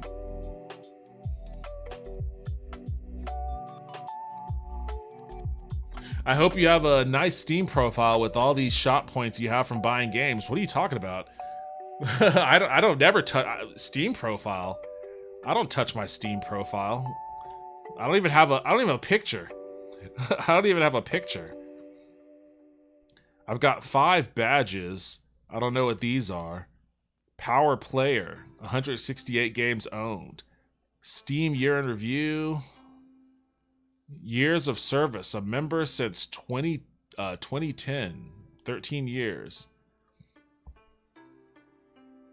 I've only written 3 reviews. I only know of 2 of them. I wrote one for First Strike. That was the negative review I gave the other. All of my reviews I think are probably negative. If I like a game, then I'll just go about my day. But if a game really sets me off the wrong way, then I might go out of my way and write a negative review. I know I did one for Discourse, I did one for First Cut, but what was the third game? First Cut? Oh, Bomberman R Online. Yeah, that was because it was there was no offline mode. So like I paid money for it and there was nobody playing the game online, so it was just a waste of money. Which is a bummer. You could use your points to get a background and so on. How many points do I have? Where are my points?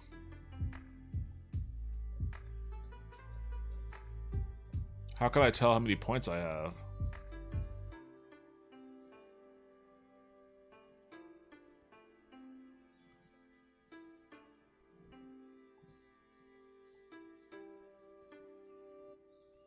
Store points shop. I have 244,301 points. I guess that's a lot. I mean, everything is like 3,000 points, it looks like. I guess I have a decent amount of points.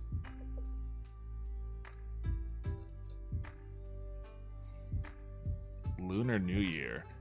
Well, you know what? Maybe one of these days, maybe on my next stream or so, I'll spend some time spending my points and dressing up my... Oh, they got some cool Dave the Diver stuff. Dressing up my profile then. Yeah, that's rich. Well, at least I'm rich somewhere. If I can't be rich in real life, I'll be rich on the Steam store, points-wise.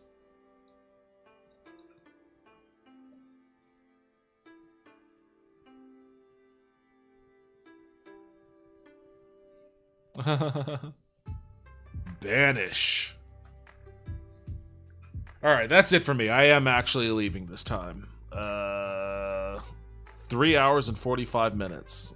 And I'm hungry. So, thank you everybody for joining me. I appreciate it. As always. Thank you to all the new people who came in. I will be streaming tomorrow. Tonight was a break from gaming. Didn't play any games, just talked. But I didn't get to any of the news stuff that I wanted to talk about. So maybe tomorrow I'll do another Just Chatting where I go over a lot of the news items I wanted to talk about. I know I wanted to talk about the Apple antitrust situation, so maybe I'll talk about that tomorrow. Maybe I'll dive a little deeper into the Dragon's Dogma 2 thing also. We'll see. Check me out tomorrow. Hope to see you there. Regardless of whether I do or not, I hope you have a great rest of your night and have a great start to, if you're in America, have a great start to your weekend tomorrow. If not, then I just hope you have a great day in general. You can look at my profile if you want. You can see what I've done. How do I get to your profile?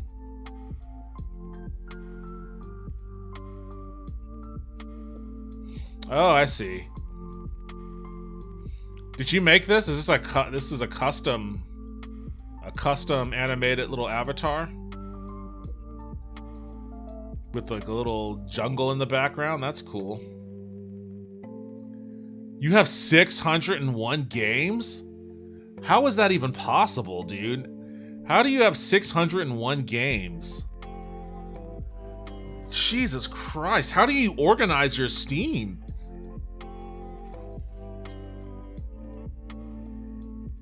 That is out of control. I thought I had a problem. Now I feel normal. I feel normal now. Damn.